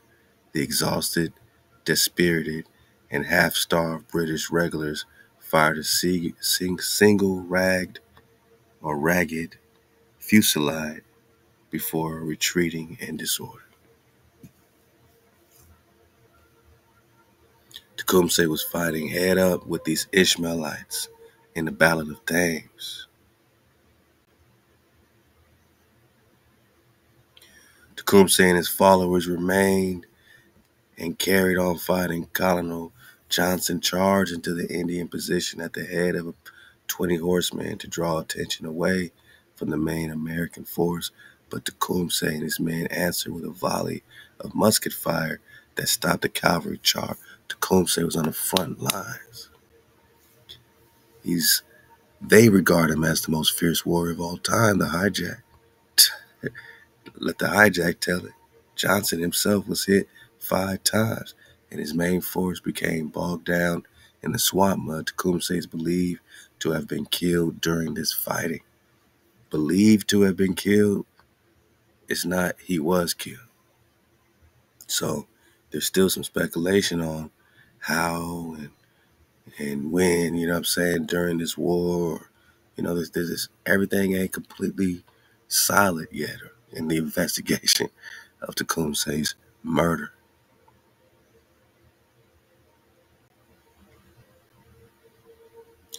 Richard Johnson was credited with shooting Tecumseh. Johnson, Kentuckians.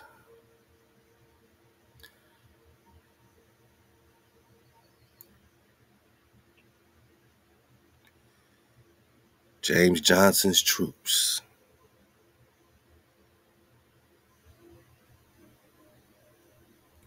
Johnson's men. And one of the Johnsons are credited with Tecumseh's death.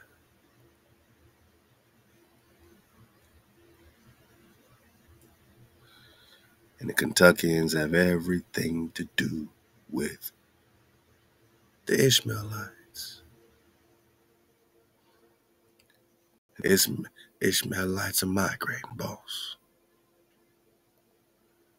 Around and around and around they go. So,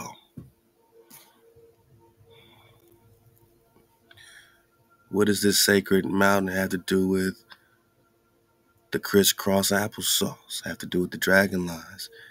What does this got to do with the ley line? Let's get back in the ley lines right quick before we start headed towards our dismount, my nugget. I'm just having a good time, man. Just connected to drop of old and drop of new and drop from you. You know what I'm saying? It's 2024. Supreme pop offness, man. You here? I appreciate you being here. Cause it's not how you start, it's how you finish, man. You know what I'm saying? You want to start a journey with a naga, that's cool, but are you going to finish that journey with a naga? It's like us starting a basketball game. First quarter, I'm balling out. Fourth quarter, I'm acting like I don't even want to play because we down by 20 points. And I gave up hope, so I don't want to play no more. Y'all ain't passing me the ball, so I ain't going to play. You're going to look at me like, man, you was balling out. You was hooping. Just because we got down, you got down. You didn't get the ball drop. You don't want to play no more.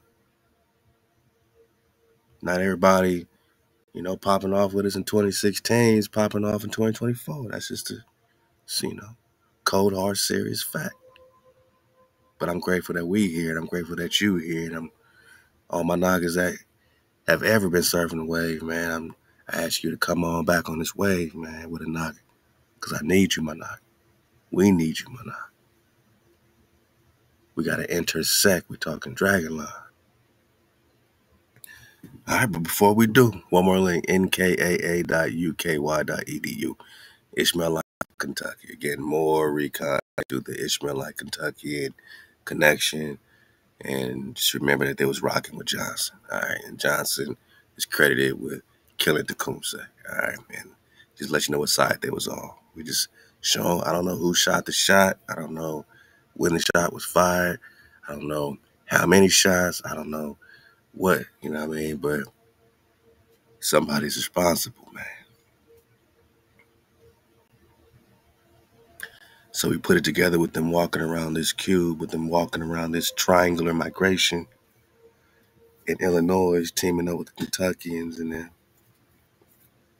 Indiana and that, Mecca and all that, Morocco right here. Now we could see clear. And it's funny because it says they were viewed as odd and referred to as gypsies. And of course, that brings us to Prester John and the gypsies, right?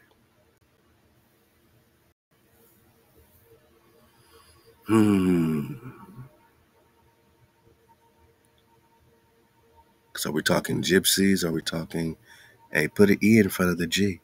Egyptsies. Uh-oh. One letter rule. Horace Butler. Take the wheel. Yeah.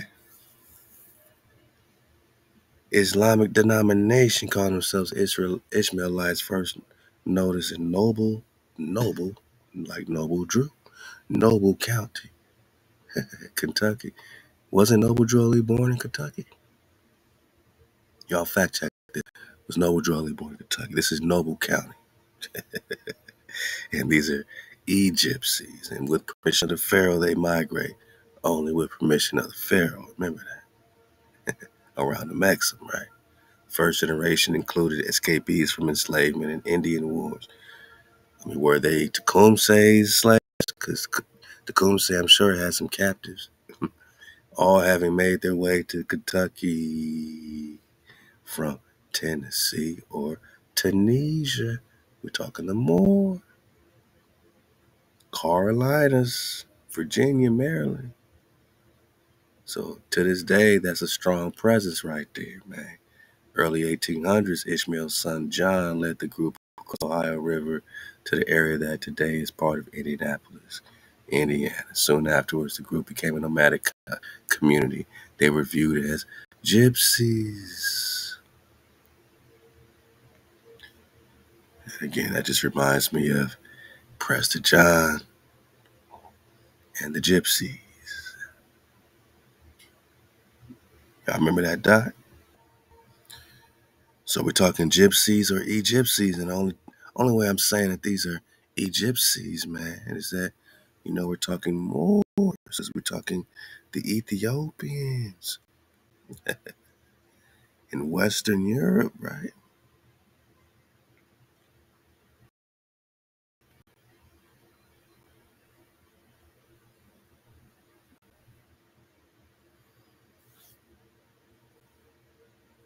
Pull up the link.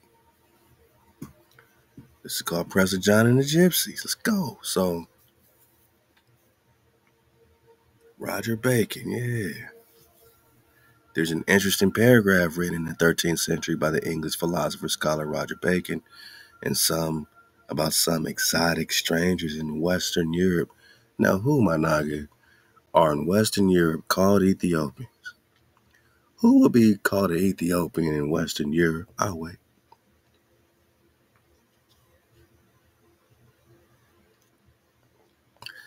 What black people will be in Western Europe, like Spain, Italy, France?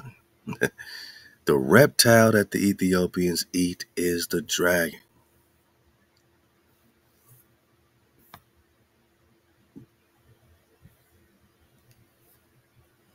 For it is well known that wise Ethiopians in Western Europe have come to Italy and Spain and France and England and those countries of the Christians where there are good flying dragons. This is written in 1266, my lord. So in 1266, these blacks, these no good blacks in Western Europe are eating our dragons. They eat the dragons. They're eating the dragons in 1266, my nigga. How does this connect to the gypsies drop? Let's go, let's go. How does this connect to the gypsies? We're talking Egyptians, right? So, and by that occult art which they possess, they drive the dragons out of their caves, and they have an art of preparing their flesh, and they partake of it against accidents of old age, which means they're getting younger by eating you, by eating your dragons.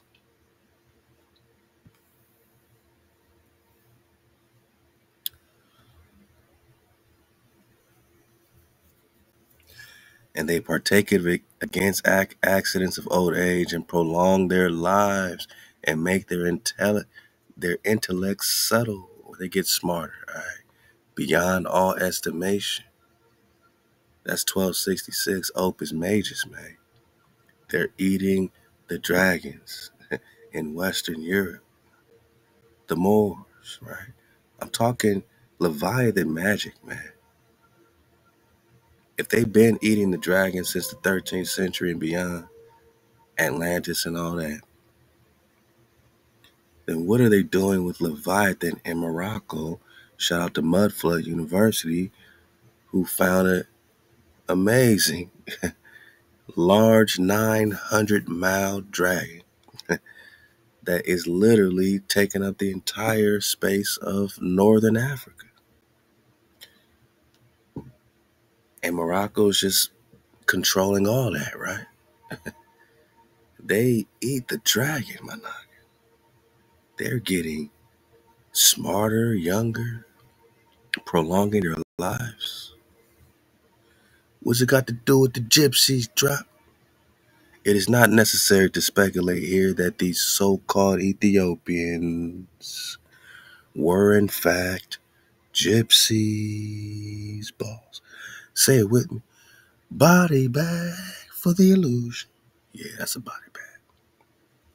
The gypsies are the Ethiopians. The gypsies are the Ethiopians.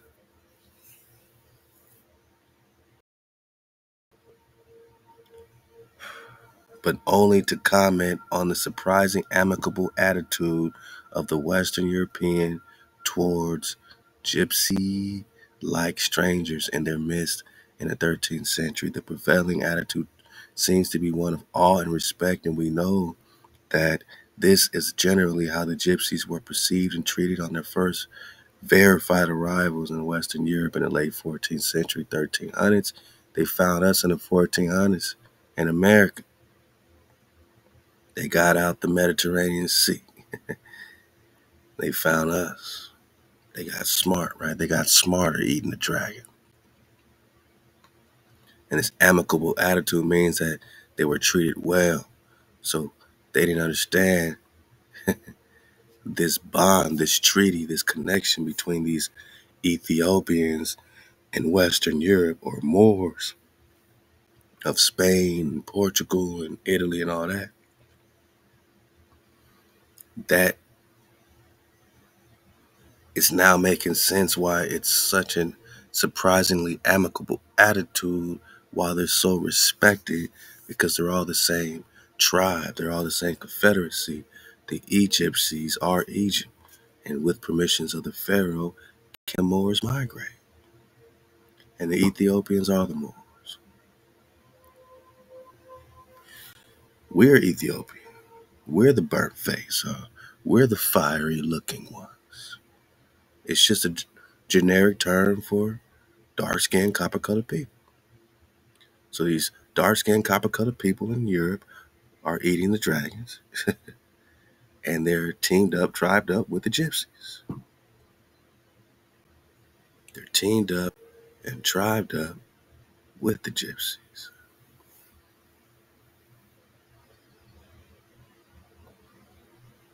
Come,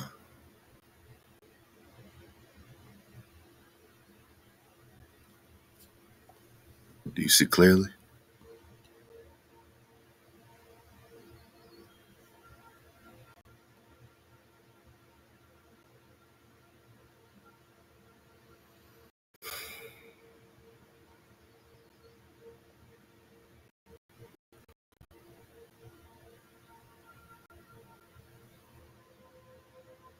The Ishmaelites of Kentucky are the gypsies.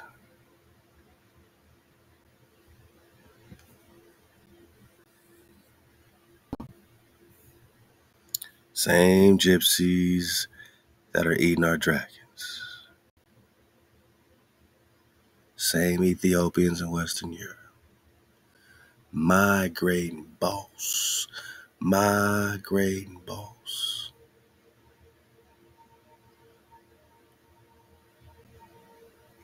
They say 1795. And they're migrating on the head bone of the cons right here. They are the gypsies, these Kentucky.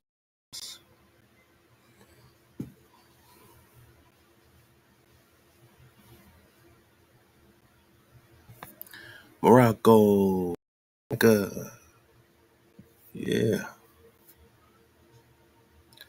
Still talking Ishmael and Moabites and all that. Confederacy.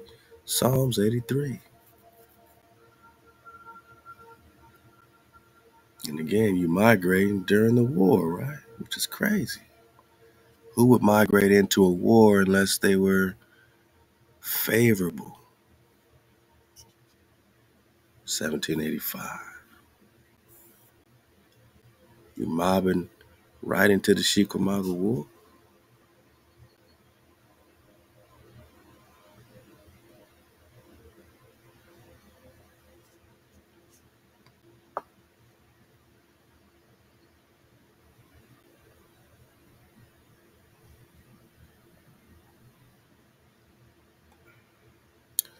Northwest Indian War is the battle for Northwest of Mexico, which is on their maps Northwest Africa.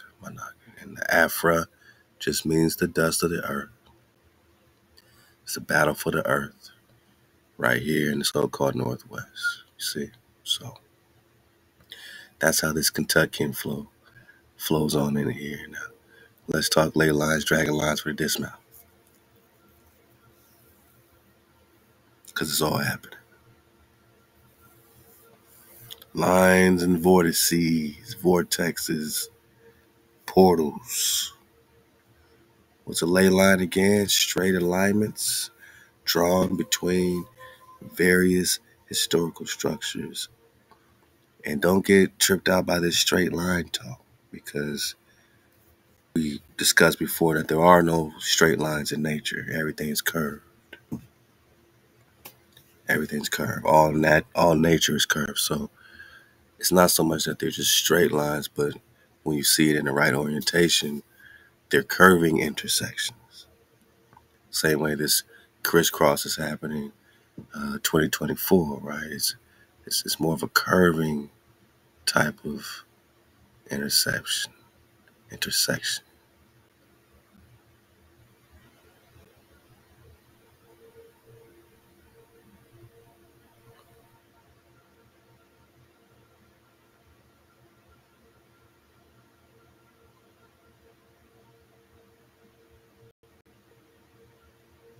Comets, supermoons, and the Great American Eclipse 2024. What they say, April, right? April.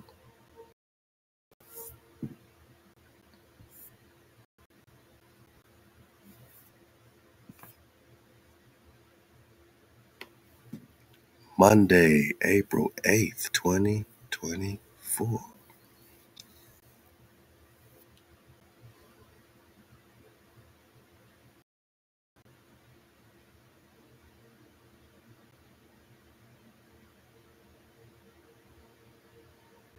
Now, it's very special, and they say, to witness a total solar eclipse sometimes happens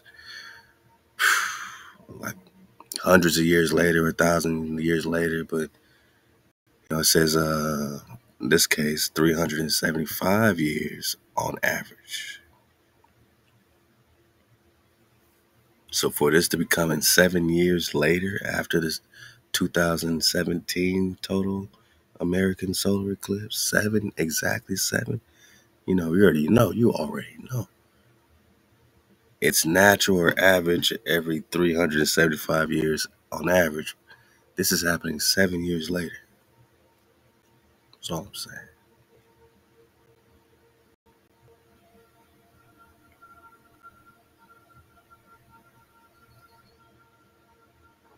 It's passing right over Illinois, right? Kentucky, same areas we're talking about. Tennessee, Ohio, Indiana.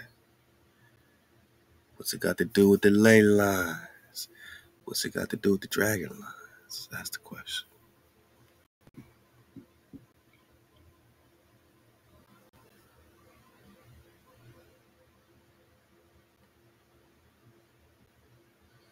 Just be at your highest frequency. Every day is different. Every day is a challenge, my naga. But we got a frequency all the way up. This is an opportunity. This is a portal. It's a door. And look, if nothing happens and you keep the code, then you're keeping the code. You know what I'm saying? At least you're at your highest vibration. So it's a win-win situation. It's a win-win. We all win when we in code. But my naga, this definitely seems like one of them signs, you know what I mean? Where, if anything, your frequency, is definitely being affected, knowing that it's all connected.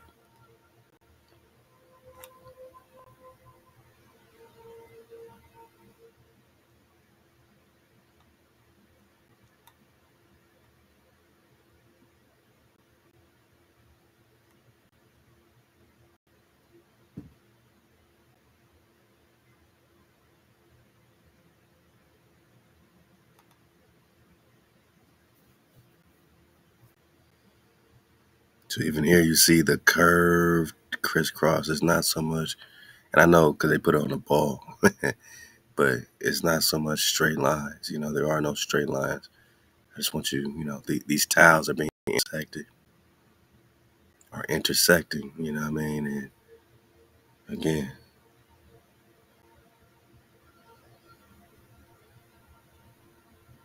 just, pay attention to the path. What's it got to do with the dragon line? What's it got to do with Danville? Free Phoenix.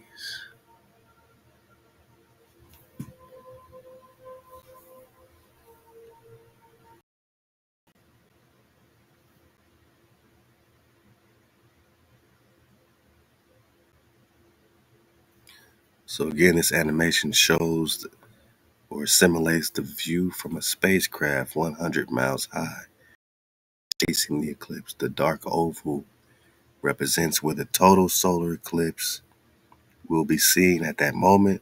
The time of eclipse is given in the local time zone. Right? So the duration, the maximum at the center of the moon's shadow, placed near the center line. Places near the center line receive the longest duration. And we got this before, covering the grounds. It's loading up kind of slow now, man. So I'm gonna let it go. You know how they do.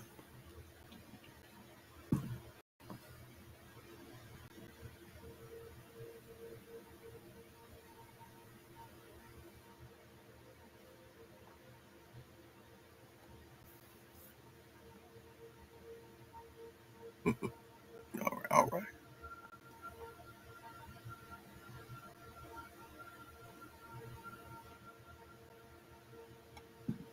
I was just trying to see that Danville flow one more time. Let's see.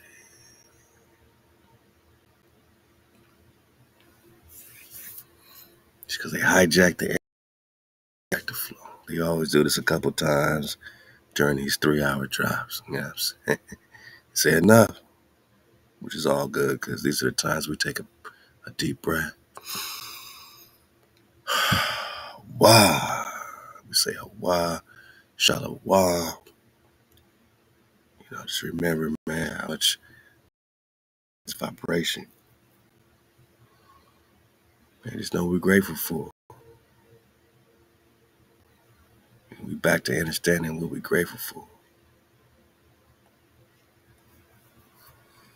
We're grateful for the intersection, for the connection, to remember that we are not separate, that our separation is an illusion of seclusion. This is the frequency, this is what we're feeling like. Just drop this drop on IG about, how the vibration, even the vibration coming out your mouth in the right frequency based on something called quantum entanglement, it's felt in the furthest reaches of the universe. Just they don't understand how you could say something and vibrate and connect to a distant star with your vibration. That's called quantum entanglement, how one thing can be entangled with another thing so far away. But it's true. So when we praise the Creator, we give our praise to Hawa, Hawa feels it. No matter how far you think the Creator is, Hawa feels the vibration. We are entangled. We are in a quantum entanglement. And I ain't talking Jada Pink. We're in a quantum entanglement, man. All right, man. Meteor showers blazing. All right. We back. Let's get on our ley lines for the dismount.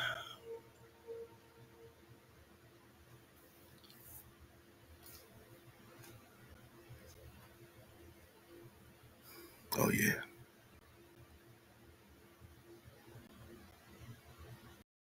And 2. All about the copper. All about the orichalcum. Which is the cadmus. This kingdom, the 7 kingdoms, orichalcum kingdom. We're about to get some comments, but a lot of y'all been digging on that and thinking about what I'm thinking. Like, Hollywood always makes, something good, bad, and bad, good. They always reverse it. So if they're telling us,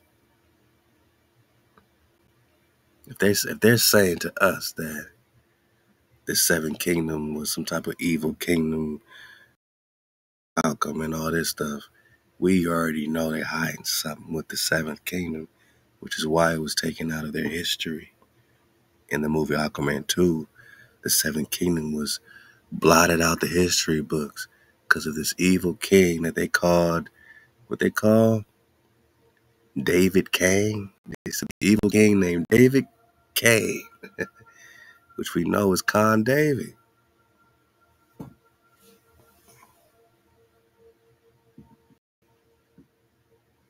So what did King David have to do with the copper, with the gold, with the cities of gold? With the technology, the high tech, the orichalcum, the golden flying condors, and the cities of gold. Let's go. Ley lines. The condor flew along the ley lines like the Nazca lines in Peru and Cusco. Straight alignments drawn between various historical structures, prehistoric sites, prominent landmarks. The idea was developed in the 20th century Europe with ley line believers arguing that these lines alignments were recognized by ancient societies that deliberately erected structures along them. Since the 1960s, members of the Earth's Mysteries movement and other esoteric traditions have commonly believed that such ley lines demarcate Earth energy, frequency, and served as guides, for alien spacecraft? Or are we just talking dragon lines? This is how we can navigate the worlds beyond the poles. Archaeologists and scientists regard ley lines as examples of pseudo-archaeology and pseudoscience. All right.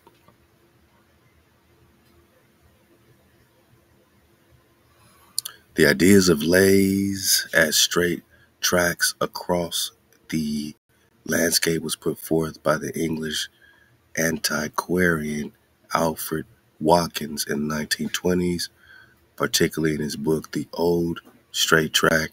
He argued that straight lines could be drawn between various historical structures, and that these represented the trade routes created by the ancient British societies. Although he gained a small following, Watkins' ideas were never accepted by the British archaeological establishment, a fact that frustrated him. His critics noted that his ideas relied on drawing lines between sites established at different periods of the past. They also argued that in prehistory, as in the present, it was impractical to travel in a straight line, all right, across hilly or mountainous areas of Britain, rendering his lays unlikely as trade routes.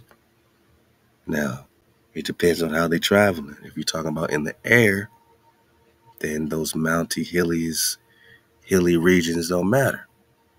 Now, rendering his lays unlikely as trade routes independently of Watkins' ideas, a similar notion, okay, of hillage, linean, or holy lines was raised in the 1920s. So they call them ley lines, then suddenly they're talking about holy lines, sacred lines, right? Now we're talking about the age of Aquarius, or we're talking about Aquaman. Aquarius, Aquaman, we're still talking Atlantis. During the 1960s, Watkins' ideas were revived and altered form by British proponents of the countercultural Earth Mysteries movement. In 1961, Tony Webb put forward the belief that lays were established by prehistoric communities to guide alien spacecraft, or the flying condor, right? The golden orichalcum. This view was promoted to a wider audience in the books of John Mitchell, particularly 1969 work, The View of Atlantis, Aquaman. Michelle's publications were accompanied by the launch of the Lay Hunter magazine and the appearance of a lay hunter community keen to identify ley lines across the British landscape. Lay hunters often combine their search for ley lines with other esoteric practices like dowsing and numerology, with the belief in the forthcoming Age of Aquarius. Yeah.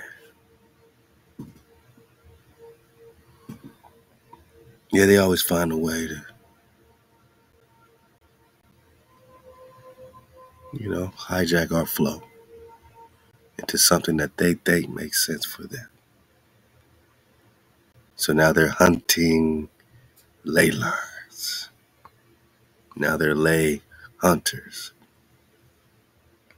The idea that ancient sacred sites might have been constructed in alignment with one another was proposed in 1846 by the Reverend Edward Duke, who observed that some prehistoric monuments and medieval churches align with each other. 1909, the idea was advanced in Germany. William Jude had argued for the presence of linear alignments, connections connecting various sites, but suggesting that they had a religious and astronomical function. In Germany, the idea was referred to as Hilliglinien, or holy lines, an idea adopted by some proponents of Nazism.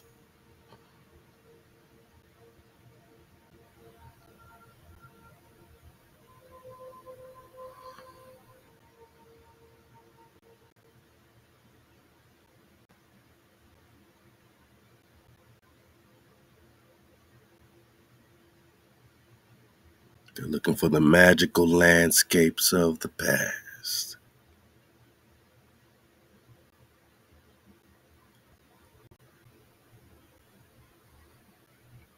Now that we know ley lines are dragon lines, That means ley hunters might also be code word for dragon hunters, right?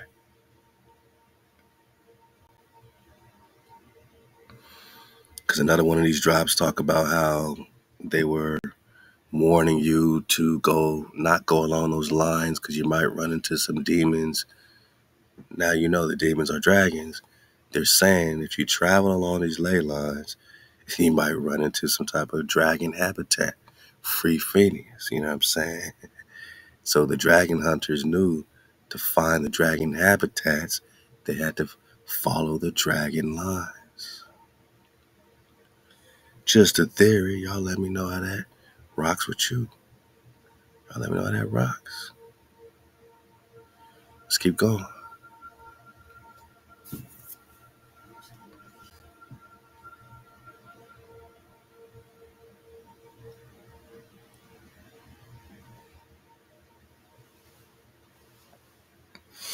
Oh, wow.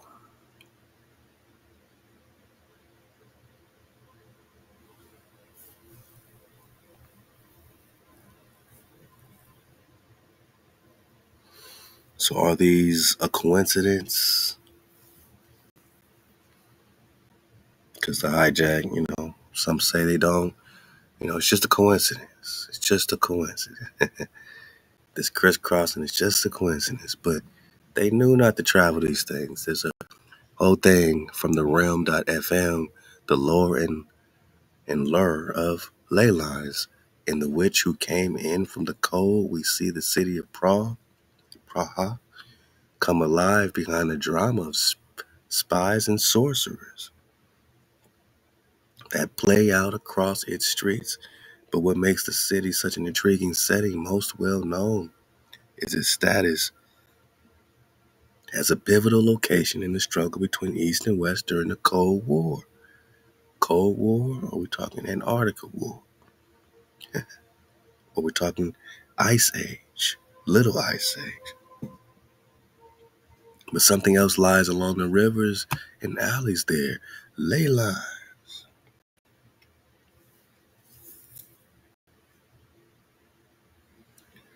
So yeah, you can connect these ley lines, the grid of earth energies, connecting important sacred sites such as Stonehenge, Egyptian pyramids, or we're talking Grand Canyon and the Great Wall of China. Okay. I'm just digging on it with you.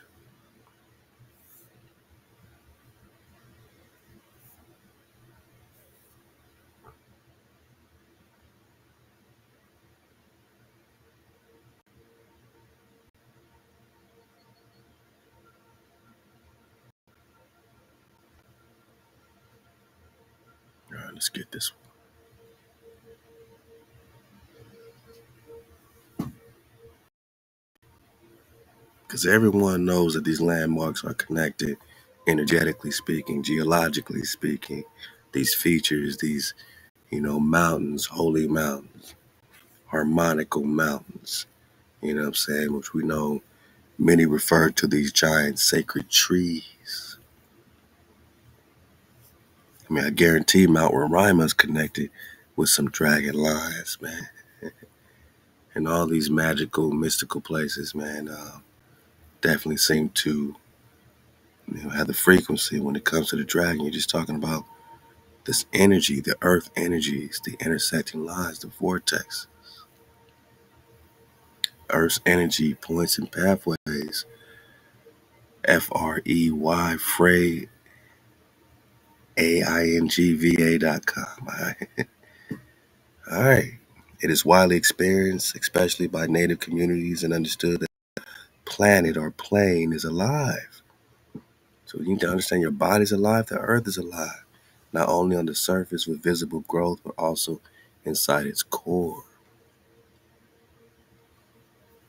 Or, in Earth, Gaia, Terra, Tellus is our precious planet. The living being we inhabit, a source of energy in its own rights, is placed at an amazing juncture on the galactic net. Its energy body has points and pathways. And when we get into the book by Mark Amaro Pinker, and again, wisdom, the dragons of wisdom. It discusses these energetic points. It discusses these chakras, you know what I'm saying, and how these tribes were flowing and feeding off this flow, you know what I'm saying. When they dam up our waters, when they put them dams up, create them reservoirs and put the Naga cities underwater, they really are attacking these energetic centers, man.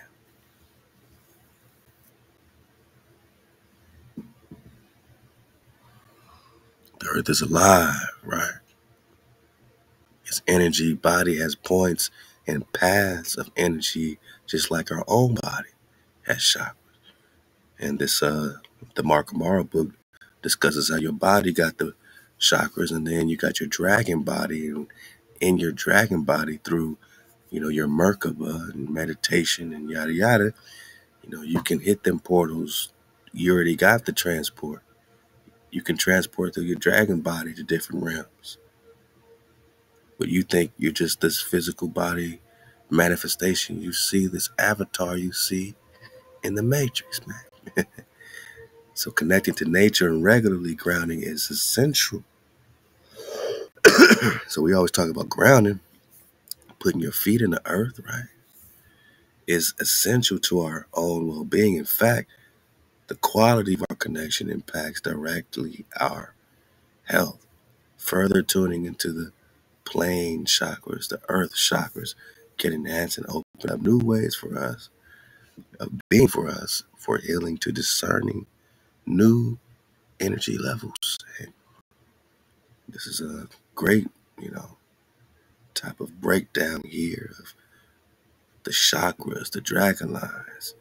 And you see that type of swervy intersecting. And although it's not exact to, this uh,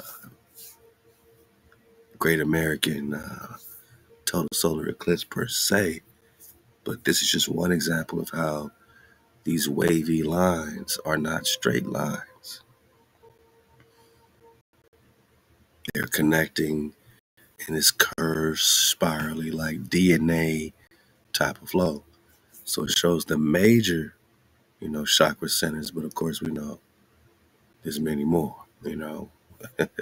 many more connections, many more supersonic highways. Come on, hijack. Come on, hijack. Don't hijack me now. I'm just talking about the points. I'm just talking about pathways. Man,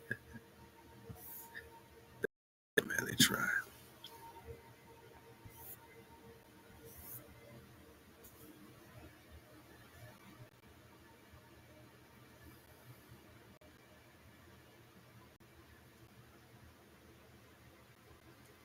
Yeah, hijack city's active. That's all I can say.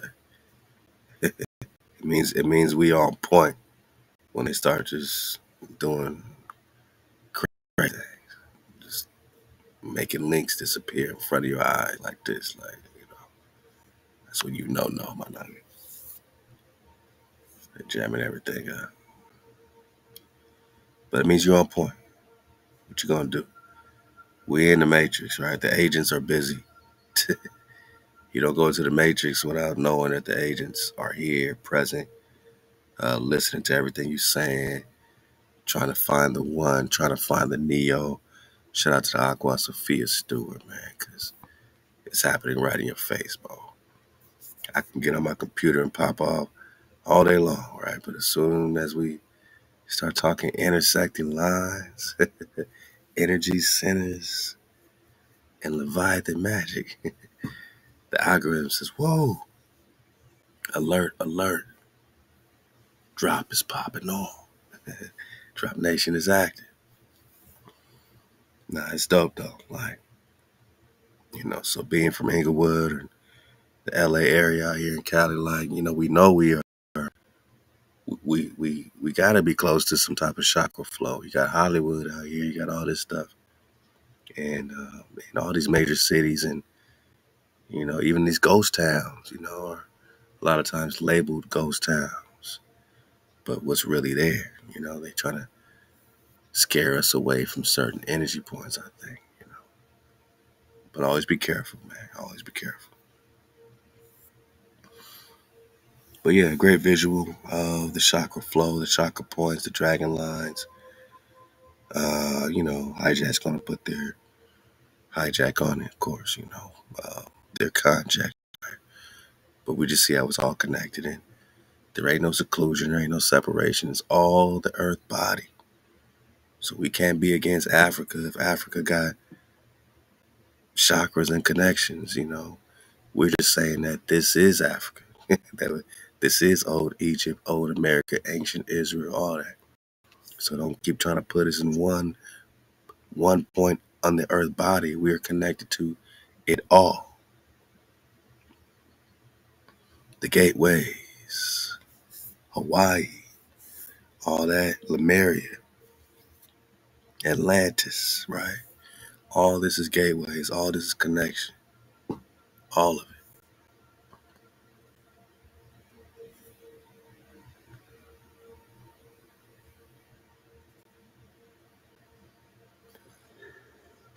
It's a lot. It's a lot. So if you in California,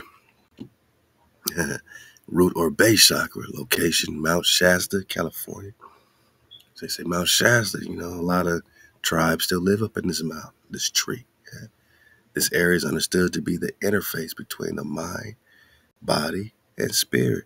Mount Shasta is recognized as an electrically charged place. It represents creative power at its best. I might have to hit up Mount Shasta. Lake Titicaca, shared by Bolivia and Peru, highly charged with the presence of Machu Picchu, Cusco, right? All that Nazca line flow, sacral chakra, all right?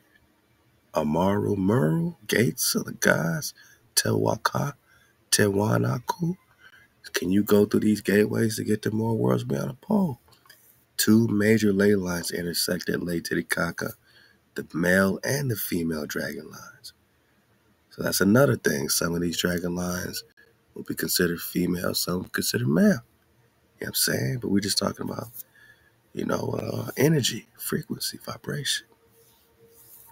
Also known as the feathered serpent, male, and rainbow serpent, female. Quetzalcoatl type of flow. And this is where the hijacks their androgyny, Baphomet, image of male and female all in this goat god thing. Just hijack city, but they're getting it from somewhere. And hijack free, they're just talking about female and male intersecting ley lines, energy lines. They're talking about the energy, you know what I mean? And they twisted it into their hijack. Right, then you got some other chakra points, man. Go dig on it, man. So we're just talking energy, frequency, vibration over here, my nigga.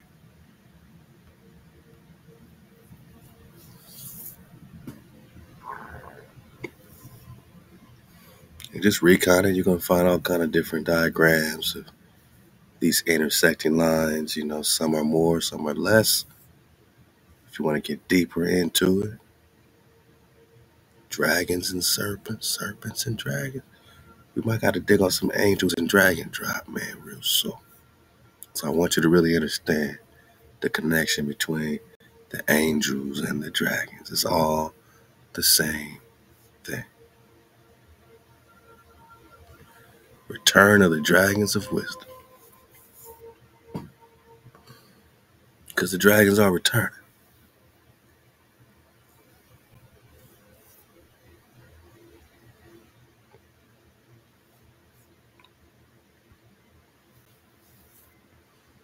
Just belly flopping in the Mark Amaro book, Return of the Serpents of Wisdom, page 7. All right. We're talking about the twin dragon lands, the Atlantic and Pacific Oceans. Let's get it bigger.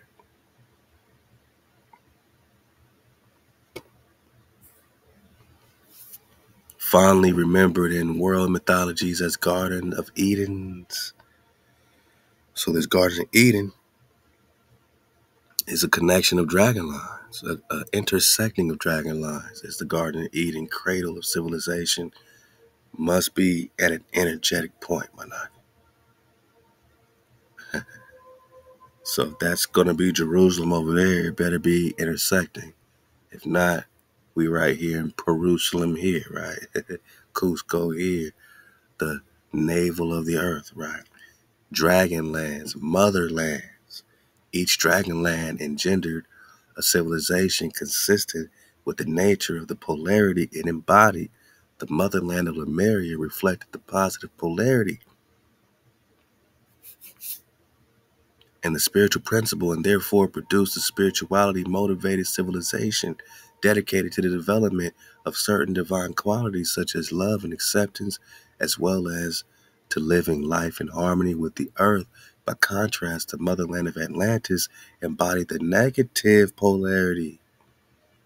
Here's the war. Alchemical serpent versus alchemical dragon. Now, in energy, positive, negative, in the battery has a different connotation. It's not so much a bad thing to be negative or positive. It's just opposites, right? The coming together of opposites. But they use it to slay the dragon. It's getting deeper. We're talking alchemy, of course. They use it against us. They use our frequency against us. So again, by contrast, the motherland of Atlantis embodied the negative polarity and material principle.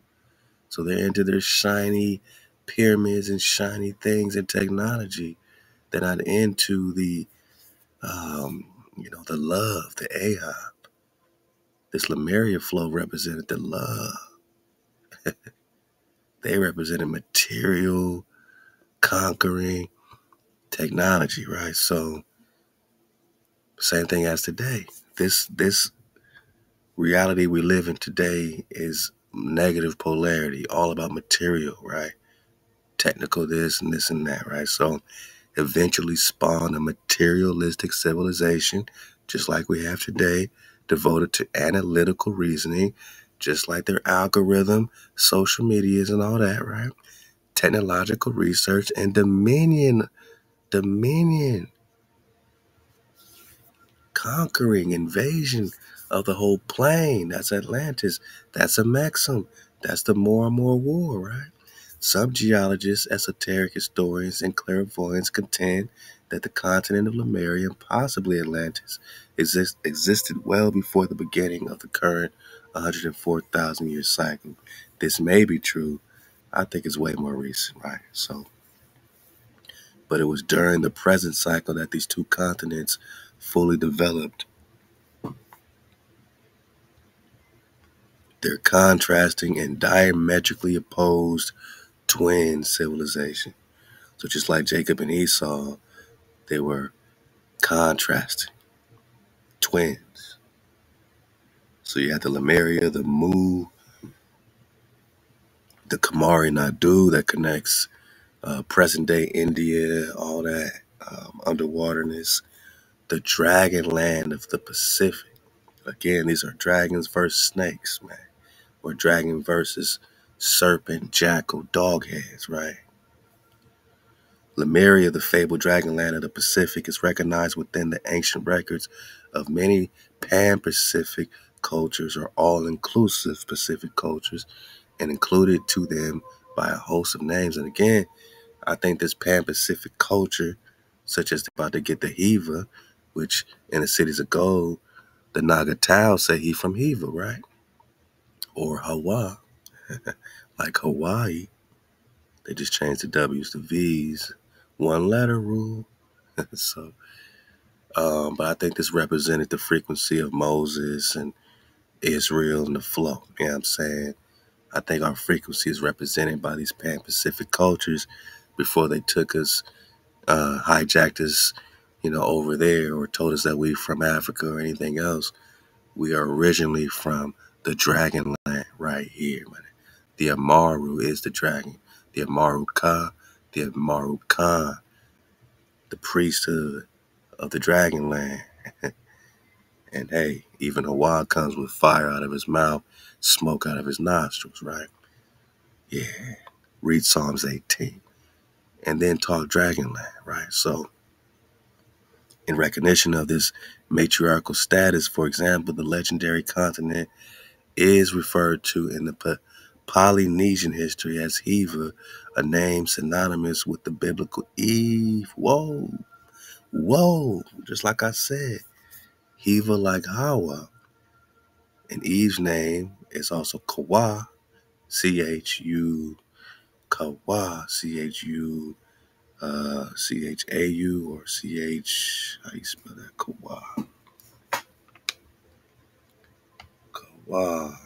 C-H-U-A or C-H-A-W, however they spell it. But, you know, they're getting it from Hawa because she is life.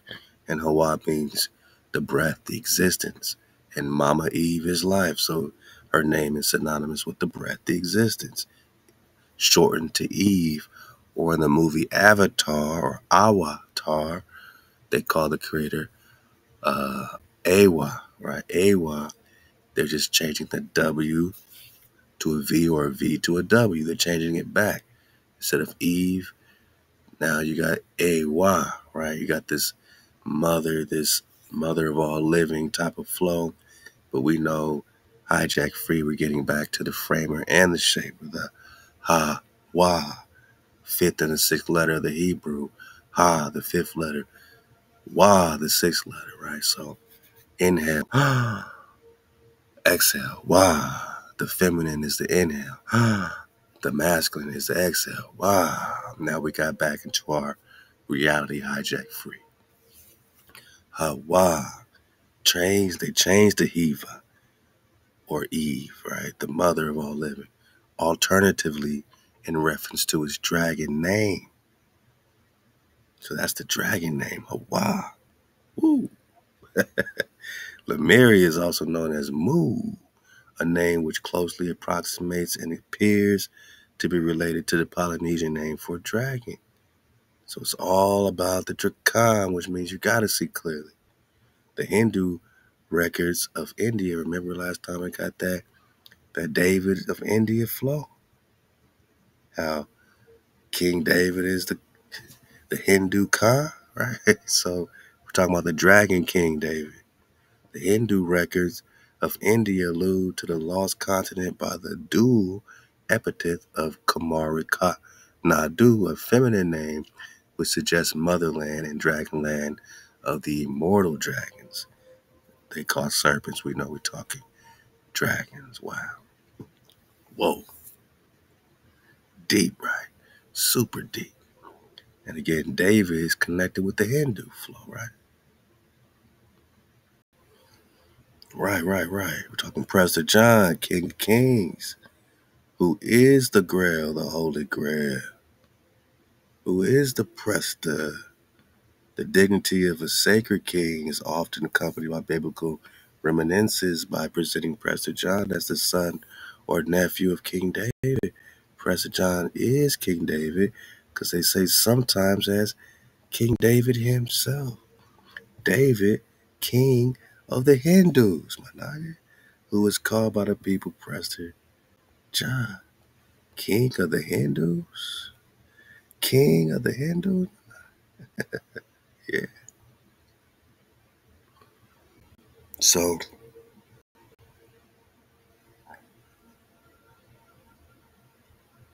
the Hindu records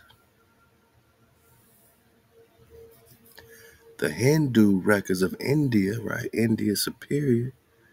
And this is where David is. This is where the Prester is, right? Even on their maps.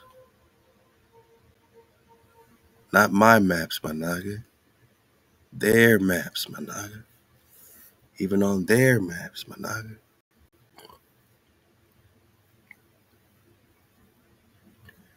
Ania. I love to the con. I am Dragon Ita. Hey, love to more Aboriginal, man. And he always gives love, man. I appreciate you. Because we in this together, man. Kingdom of Prester John, right in your face, bro, right? Mexico. This is in the British Museum. This is the map in the British Museum. Anion, India Superior. So David, king of the Hindus, is the king of India Superior, which is why they're getting the India flow. The Hindu records of India allude to the lost continent by the Du, right? Epithet Kamari Nadu, Motherland, Dragonland. Alright, alright. Just skipping over. Of course, we got Hawaii, Hawaii. Talking about the Polynesians, the Hiva, the motherland, the greater portion of which sank to the bottom of the ocean during this cataclysm. Polynesians of Hawaii echo this legend and assert that their island home was also once part of a great Pacific motherland. It is also referred to them by them as Hawaii, meaning the streaming terrain over which moisture reigns, a reference to Earth's fiery beginnings. Yeah, we're talking that ruach, right? That ruach.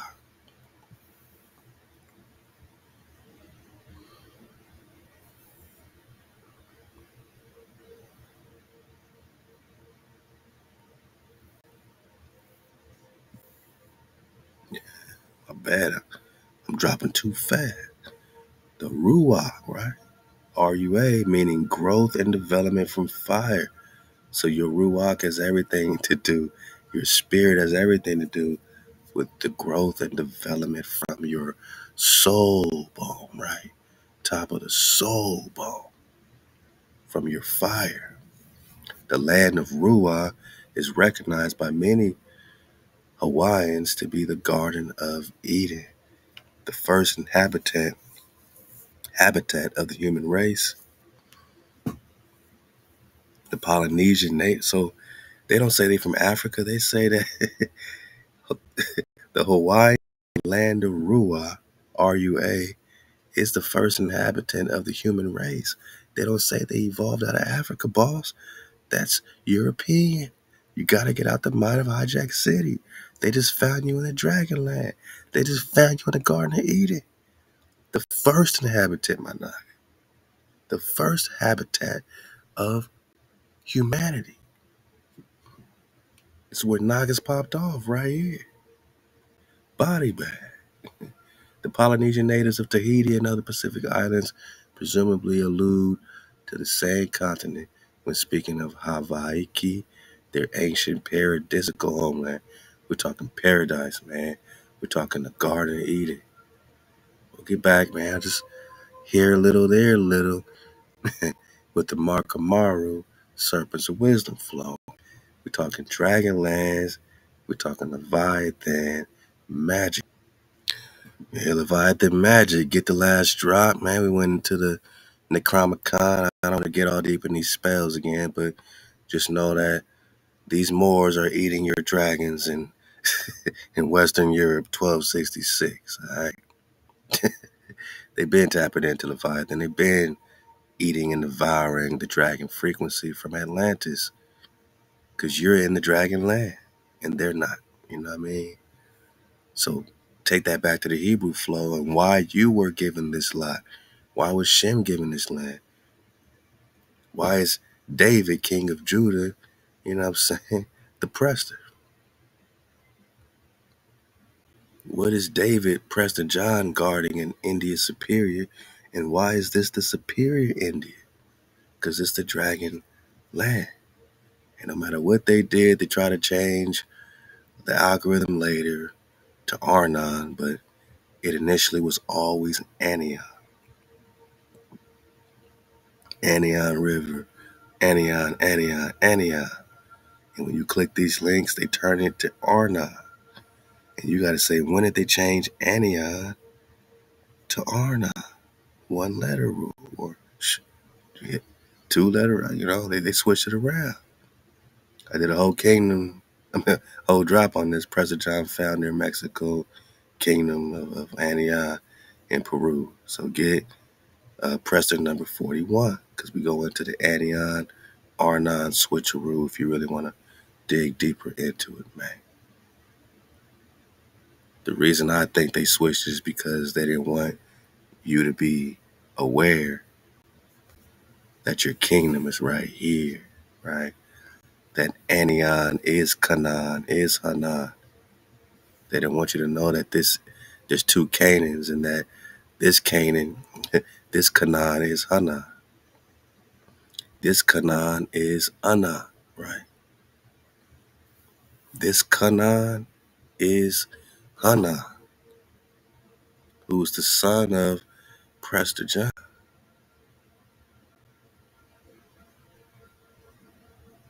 brother of Solomon, brother of David the Exarch. This is the real history of America popping off, man. 1200s. This is right around the Genghis Khan invasion. Prester John has a son, Anan, right? David, who is Prester John, has a son, Anan. And Anan goes by many names. It could be Anani, Hanan, or Canaan with a C. And they switched it to their Canaan and Canaanite situation just to claim the promised land of Anion, my nigga. Will they do it? Would they try to outsmart you and us? And yeah, they would do it until you became aware that there's two Canaans, which is Anion. Yeah, they would do it until you're aware that Anan or Anion is the son of David. Anan ben David, the son of David, who wrote the code, my nigga. Who wrote the code. Because all these exilarchs, had to make sure they, wrote the code, make sure they knew it, you know what I'm saying? Make sure that they were passing it on, and then became those little schisms between the code keepers, who was keeping it more righteous, and they started schisming over this, you know what I mean? Causing beef, causing dissension, dividing and conquering the cons. This Hanan is the son of David, same way that this Hanan is the son of Prester John.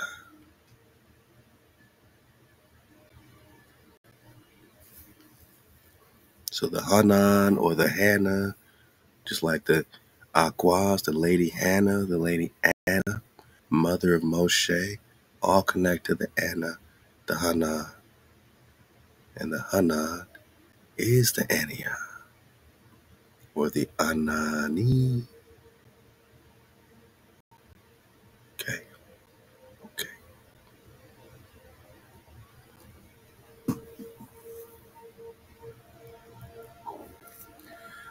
All right, let's get this link, and I'm going to, do a dismount on your comments. I appreciate y'all, Managa. We got so much more, obviously.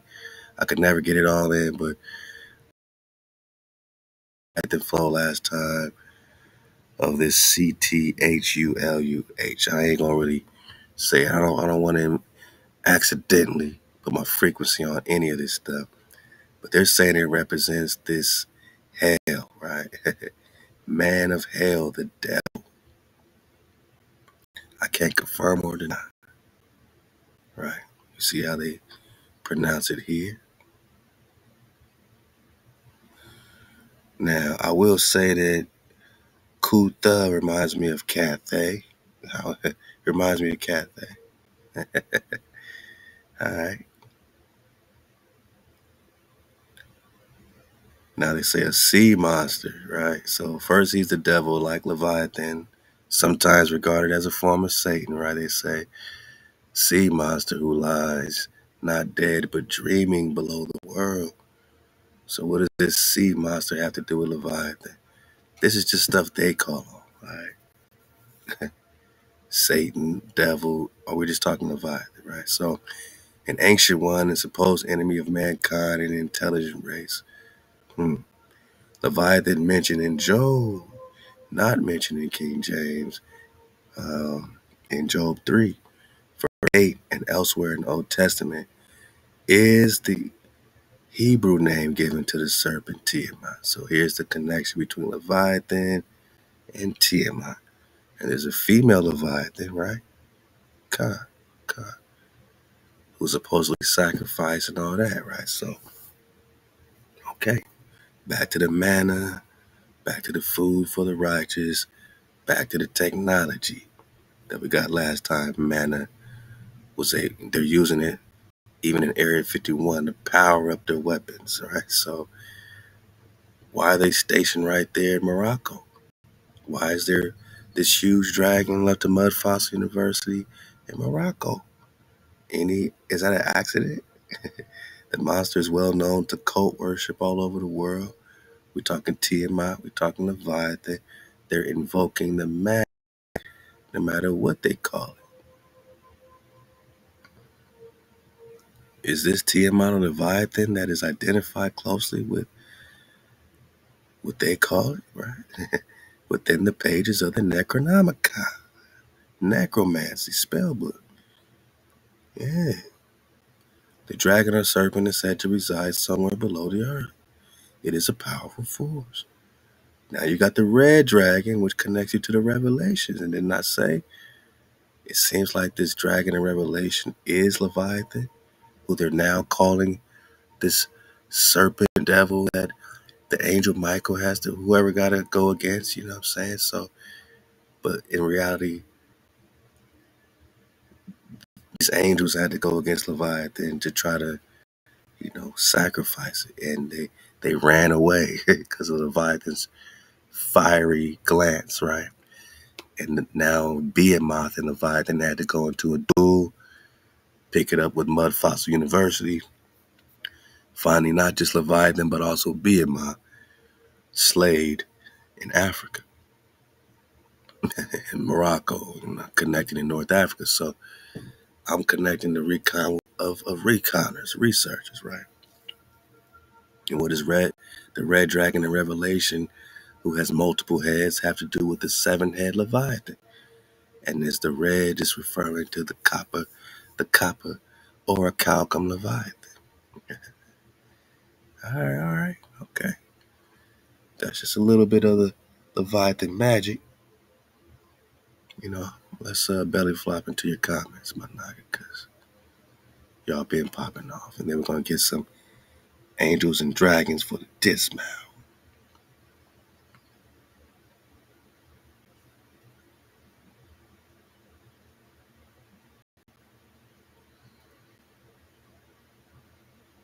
Yeah.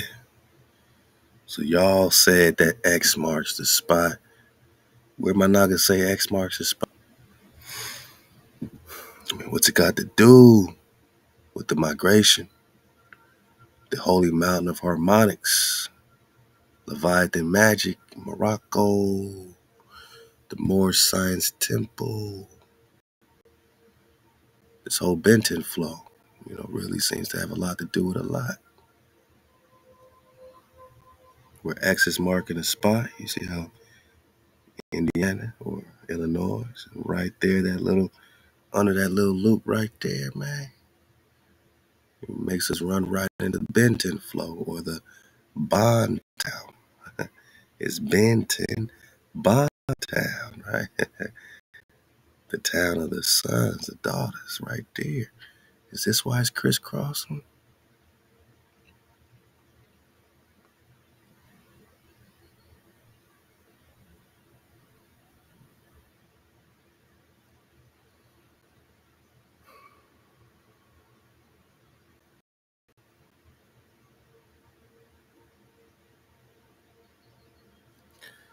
Is this what the Combs War of 1812 is about, connected with Benton? I'm just saying they crossing, right? The Shawnee, they're fighting for the vortexes.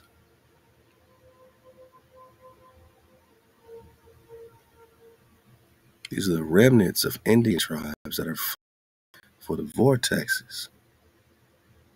The War of 1812, right?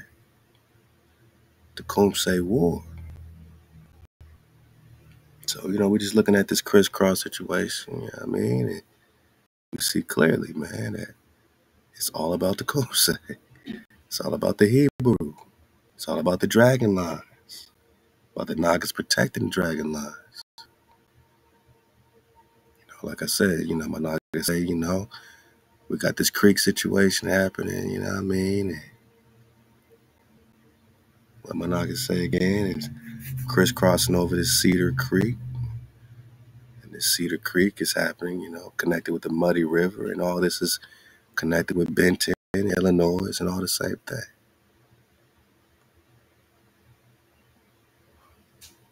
More Naga cities underwater. More Naga cities underwater.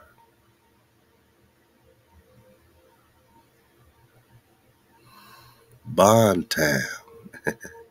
Because Benton is Bond. God.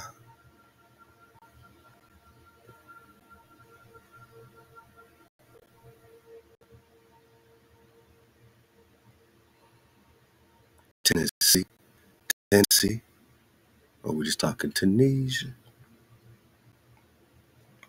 So this path of totality, yeah, definitely is hitting some spots, right? Danville, Cedar Creek, Benton, all throughout Texas and all that.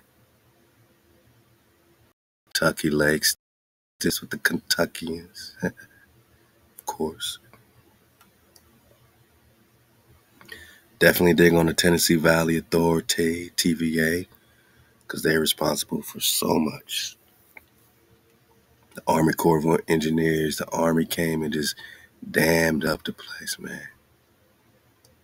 Immortal pioneers, right? Wow. No task of Norse dam builders more perplexing than removal of 500 graves from lands to be covered by water to a new resting place. So the TVA came and dammed up everything. Got so many cities underwater because of this. Corps of Engineers, right? Army. United States, right? And now we got ghost towns.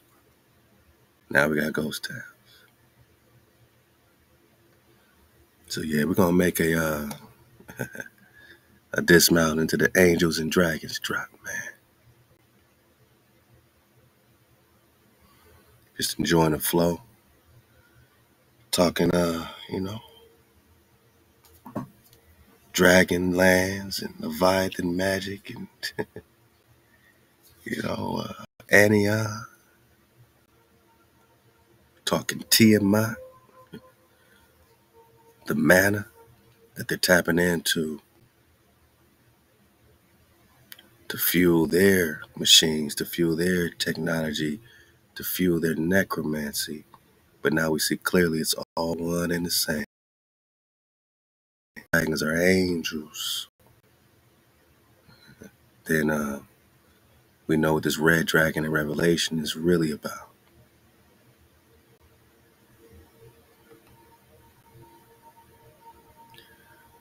A certain type of devil worship did exist during those times, ironically.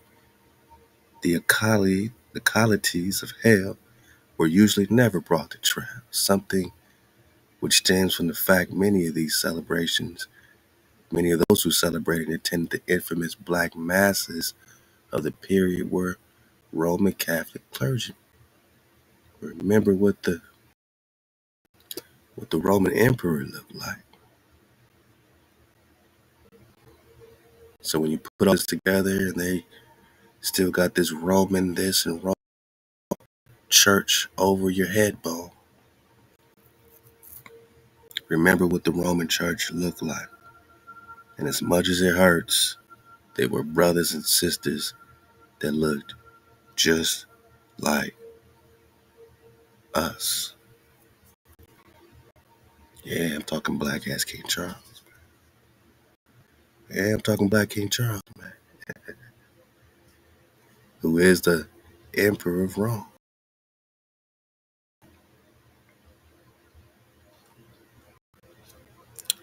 And the Jack and then Rome from the Rimon, Hebrew, which means pomegranate, connected with the pomegranates that were found by Caleb and Joshua to prove they're in the promised land.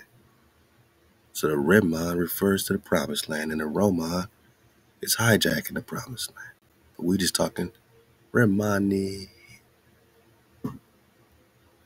Angels are dragons. For the dismount.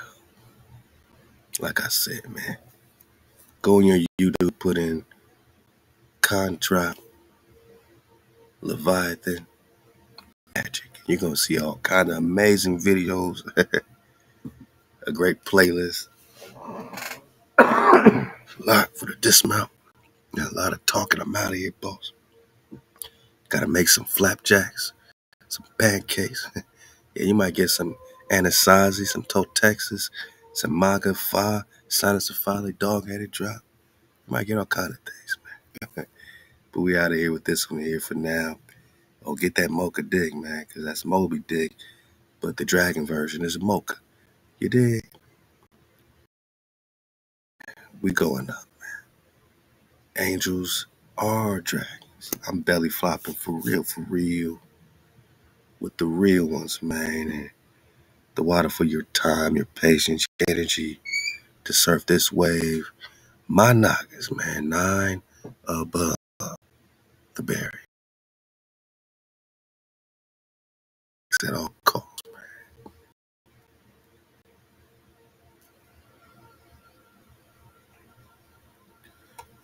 They be trying to run the ads in my drop, man. Trying to sneak up on a night. Whenever a video go all the way up, here they come with their copyright. Oh, well, we gotta put ads on for that. They just be bullies, man. Bullies, man. This drop had to do with Moshe and the Copper Dragon. Let's get into it. For the dismount. Told you I only came for Israel. Yeah, I know, but the whole world, you know. Oh yeah, they got it. That's no Wi-Fi games for long car rides, part 3. Sorry, y'all. I'm sorry. They hitting us with hijack, but we got it. We got it, man. Belly flop, man. For the dismount. Hey, out to my guys, man. For real. Let's have the strongest strong. You know, they say weak. We say strong. And every strong, we get stronger. United in the cold. Connected with Hawaii. Connected with our frequency. And this is just the beginning. This is just the beginning, man, of not just the new year, but it's our time. It's our flow. And we are forever. The dragon.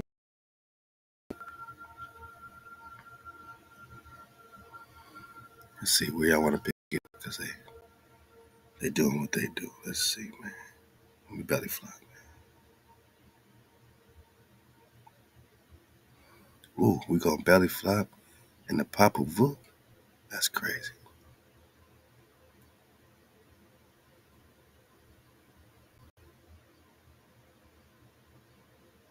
That's crazy, but we gonna do it.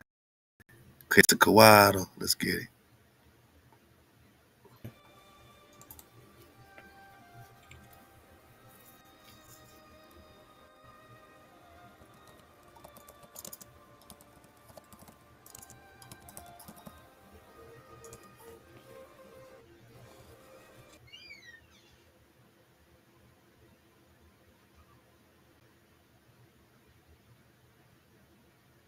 When you're talking St. Christopher. Let's go.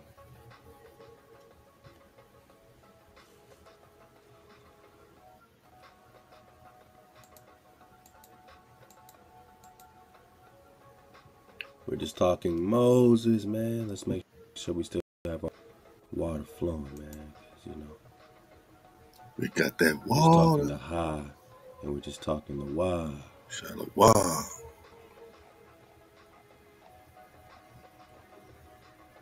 And I like to have that wow Wow. flowing at all times.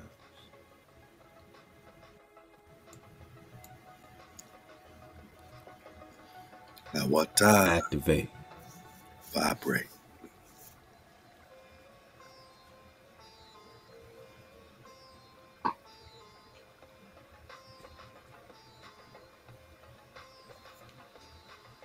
Wow.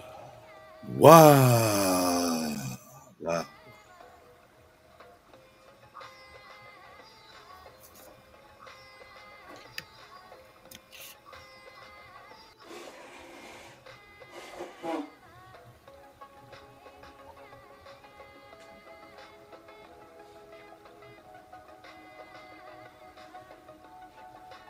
Wow. Wow. Wow.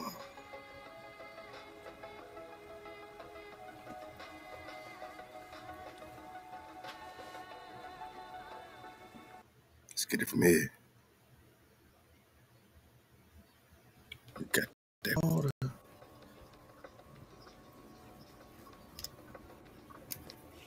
Let's go. So archaeologists and scholars agree that there are countless documented instances of serpent worship, right? So that's the hijack, because you know that these angels, right, are not worshipped. They're worshipped by, you know what I'm saying, folks that have fallen, right? But you know what they're trying to say is that these are angelic entities in various forms throughout human history. That despite the innumerable varieties of serpent worship, only in Mesopotamia do we find a preponderance of feathered serpent worship, right? The feathered serpent, right? Carrasco, because we're just talking to Kitzel, right? The feathered, right? Let's go. Carrasco emphatically states that there's no doubt that serpent symbolism, and more specifically, feathered serpent symbolism,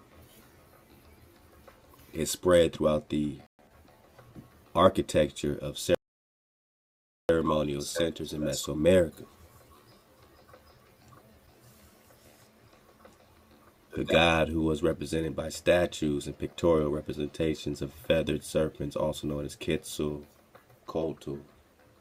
So they're confusing the god, right, with what we're getting in the Popol Vuh, which is the what?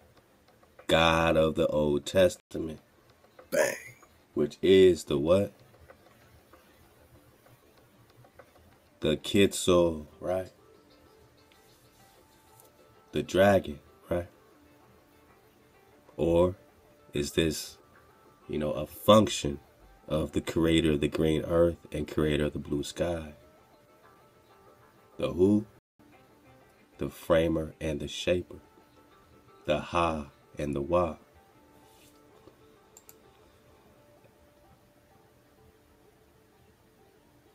Although the ancient peoples of Mesoamerica worshiped many different gods, the beauty of an indigenous bird so captured their interest that they not only borrowed its name, but used its form as well to represent their principal and most revered god, the Quetzalcoatl.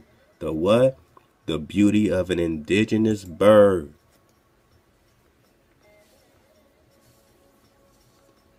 Are you seeing clearly? Separate substantiating evidence that we're just talking this beautiful high-flying bird, this high etheric angelic frequency, bright colored, various shades.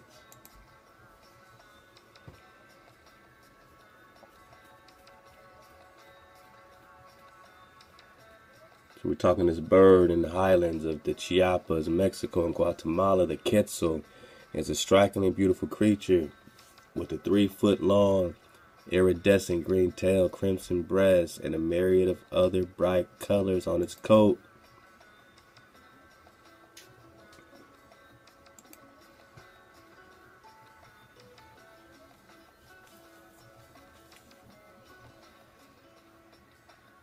However, through all this maze, we find that the Mesoamericans consistently endow Quetzalcoatl.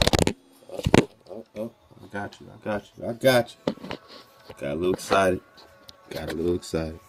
Popping off. It be There like you go. I got you. Let go. So the Mesoamericans constantly endowed Quetzalcoatl with many Christ-like attributes. Christ-like, like what, Gerald Massey? Alright. Their leader, Quetzalcoatl, wore a long robe marked with crosses. Bang. Crosses, right? Like the cross, right? Like the last letter, the tau, the cross sticks, right? The St. Andrew's cross, right? The tau. Tau. A mark, a sign, a signal, a monument, the tau, right? The cross. Quetzalcoatl wore a robe filled with taus, St. Andrew's, roost, taus, cross, 2 cross sticks. Quetzalcoatl attained the land of promise. We're talking Christ or Joshua. Let's go. Quetzalcoatl, the creator of life, taught virtue, was the greatest Lord of all. Now you see why these Mormons are tying it in, right? Because they have to. And let's talk about this serpent thing.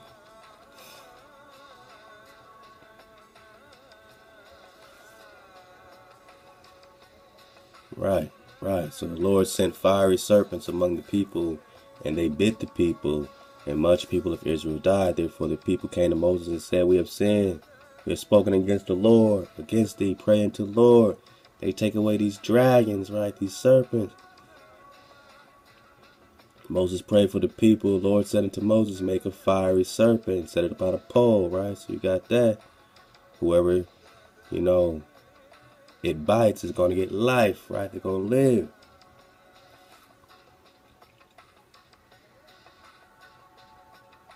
But why did God use the word fiery in his command? Make you a fiery serpent. Although most biblical scholars concede that the serpents in this area were very colorful, even of a glowing fiery red color, there is a disagreement among them as to whether the original Hebrew word for fiery referred to the snake's color or its bite. Fiery bite. Uh-oh. So even these Mormons, they know the drop, they know the truth, right? They know it's all happening right here. They just flip the story out. Now you're a Lamanite instead of an Israelite. But they came here for a reason, right? Joseph Smith set up in Utah for a reason. They're all attacking different parts of the vortex for a reason. Angels are dragons for this man. This paper suggests that it referred to both.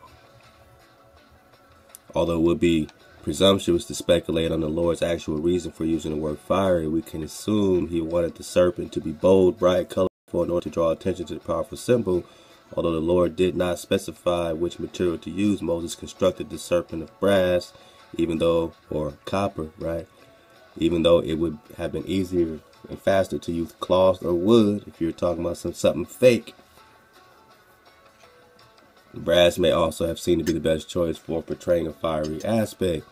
One could imagine the dramatic impact the gleaming brass serpent had on suffering Israelites as Moses carried it aloft, high above his head, the serpent flashing a myriad of piercing fiery colors such as the...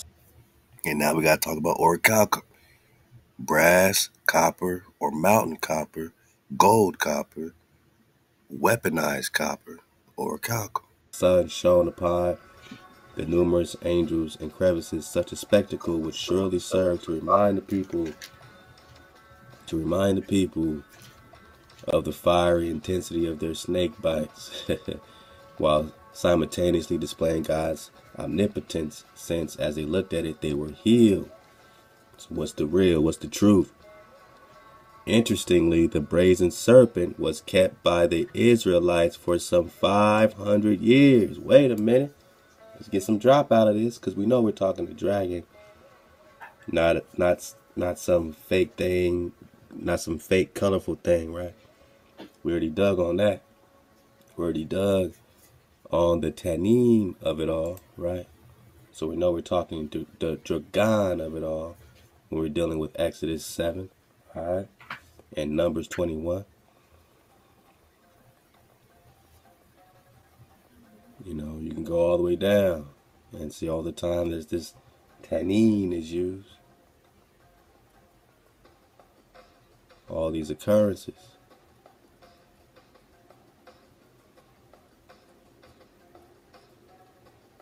Let's go. 500 years during the time the sacred symbol was devalued into an object of popular worship in Judah. So we're not just talking about the fox. We're talking about the dragon. And they say it was a sacred symbol. Does this mean that they were worshiping the dragon? Or that they overstood the angelic energy of the Creator? Now, of course, some started hijacking this whole situation and worshiping idols of dragons. But that's not the original overstanding when you dealt with our framer and our shaper. So let's get it from here.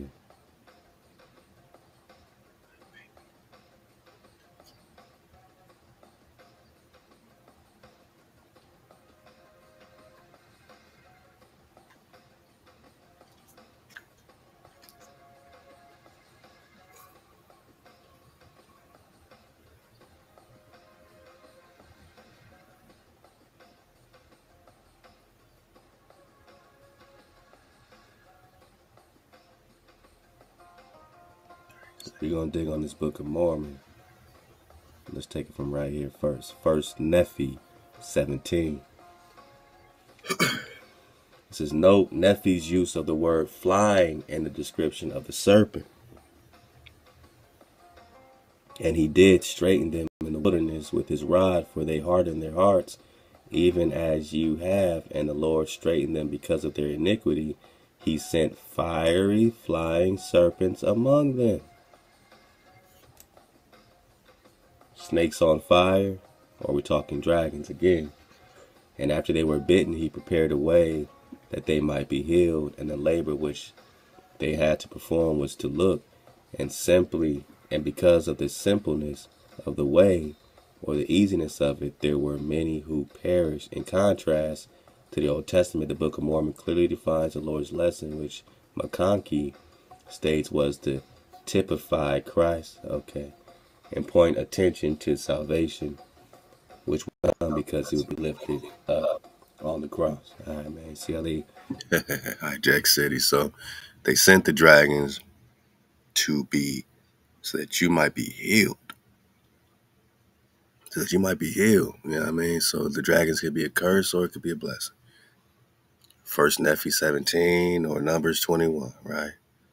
Dragons coming, you know, crisscrossing applesauce on your head bone could be putting you to sleep, or this dragon frequency could be making you aware. It depends on what you are observing. You know what I'm saying? To observe is to change the behavior of a particle, right? But what are you observing? That's going to change the behavior of the dragon.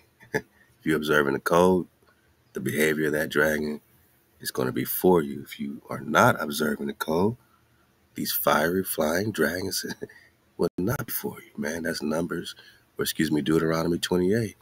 You listen, you get the blessings. You don't listen, you get the curses. You listen to your parents, you get the gifts and presents. You don't listen to your parents, you get nothing, man. You get beyond nothing, man. You know, you get punished, right?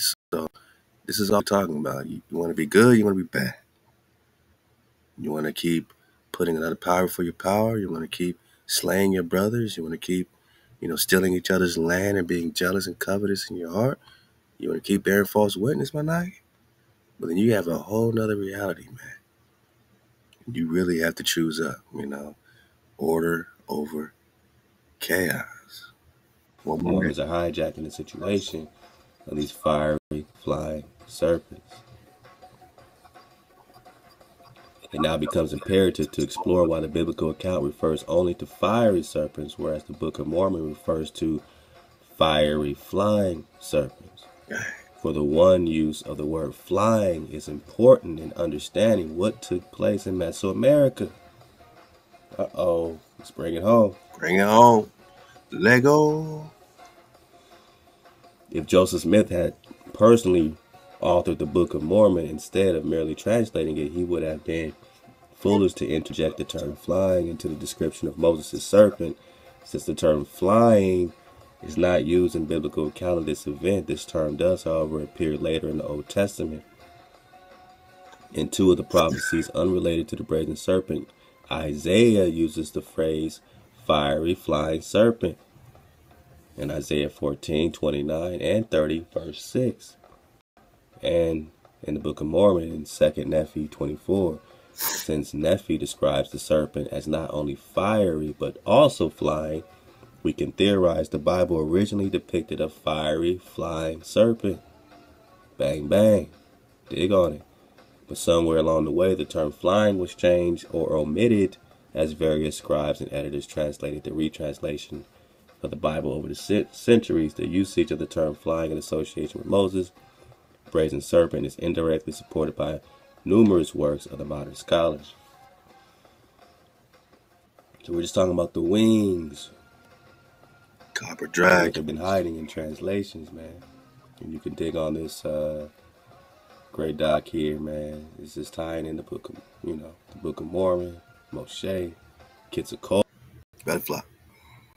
Could have easily and naturally emanated originally from the word flying, as used by the Nephi and flying fiery serpents, man. You dig on it, man. We're just talking Moshe, right?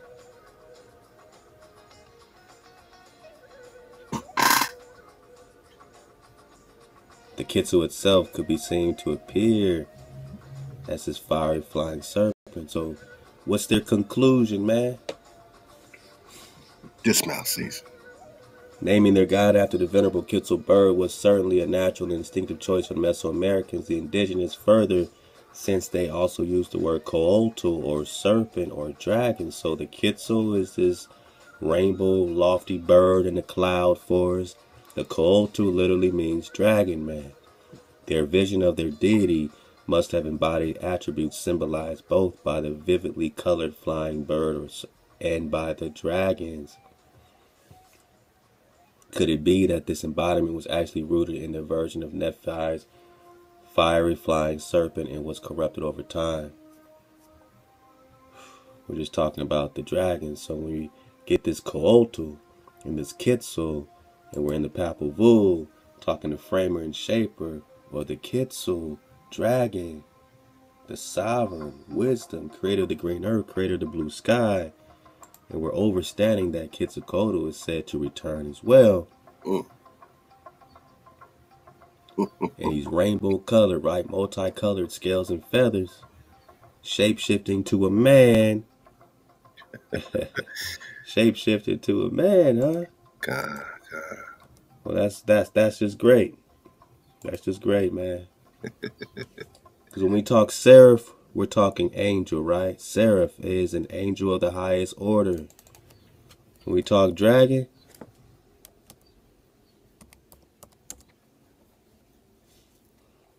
you're talking fiery shooting meteor, right? Tecum say, right?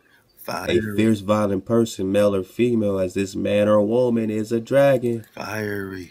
This man or woman is a dragon. And that now kind of clicks in my head why they always call fairies. Fairies. You know what I mean? Fairy is code word for dragon, but fairy is fiery. And it also, gives us understanding of why the Mormons call Quetzalcoatl Jesus. They call him JC.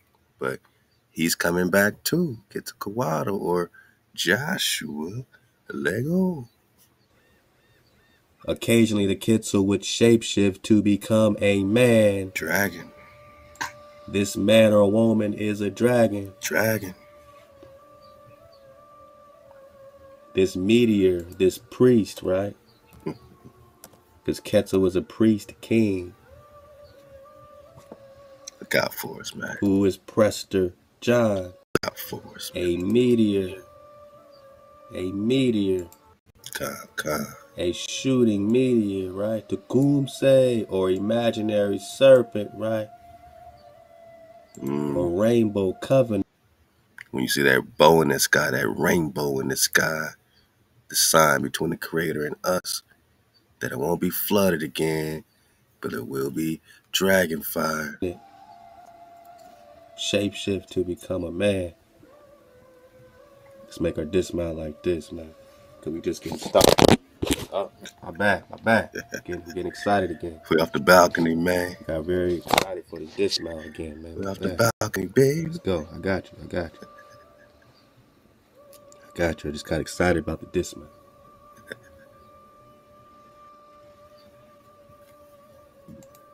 Quickly.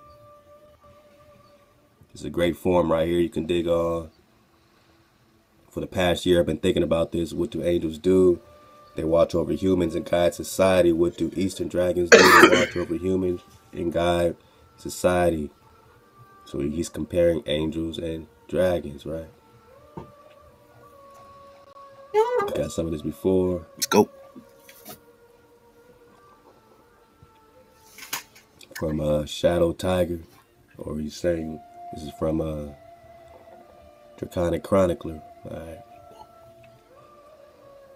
In more modern times, various Christian denominations have rewritten the Bible, vainly attempting to wipe out all traces of the heavenly dragons because, but it is a hopeless task because they could not rewrite the original scripture in Hebrew, plus new archaeological discoveries, including whole books of scripture, which the Catholics tried to destroy, add only more evidence of the dragons, which curiously appear in virtually every other world culture as well, and rarely as a symbol of evil, but rather as power and wisdom. Bang.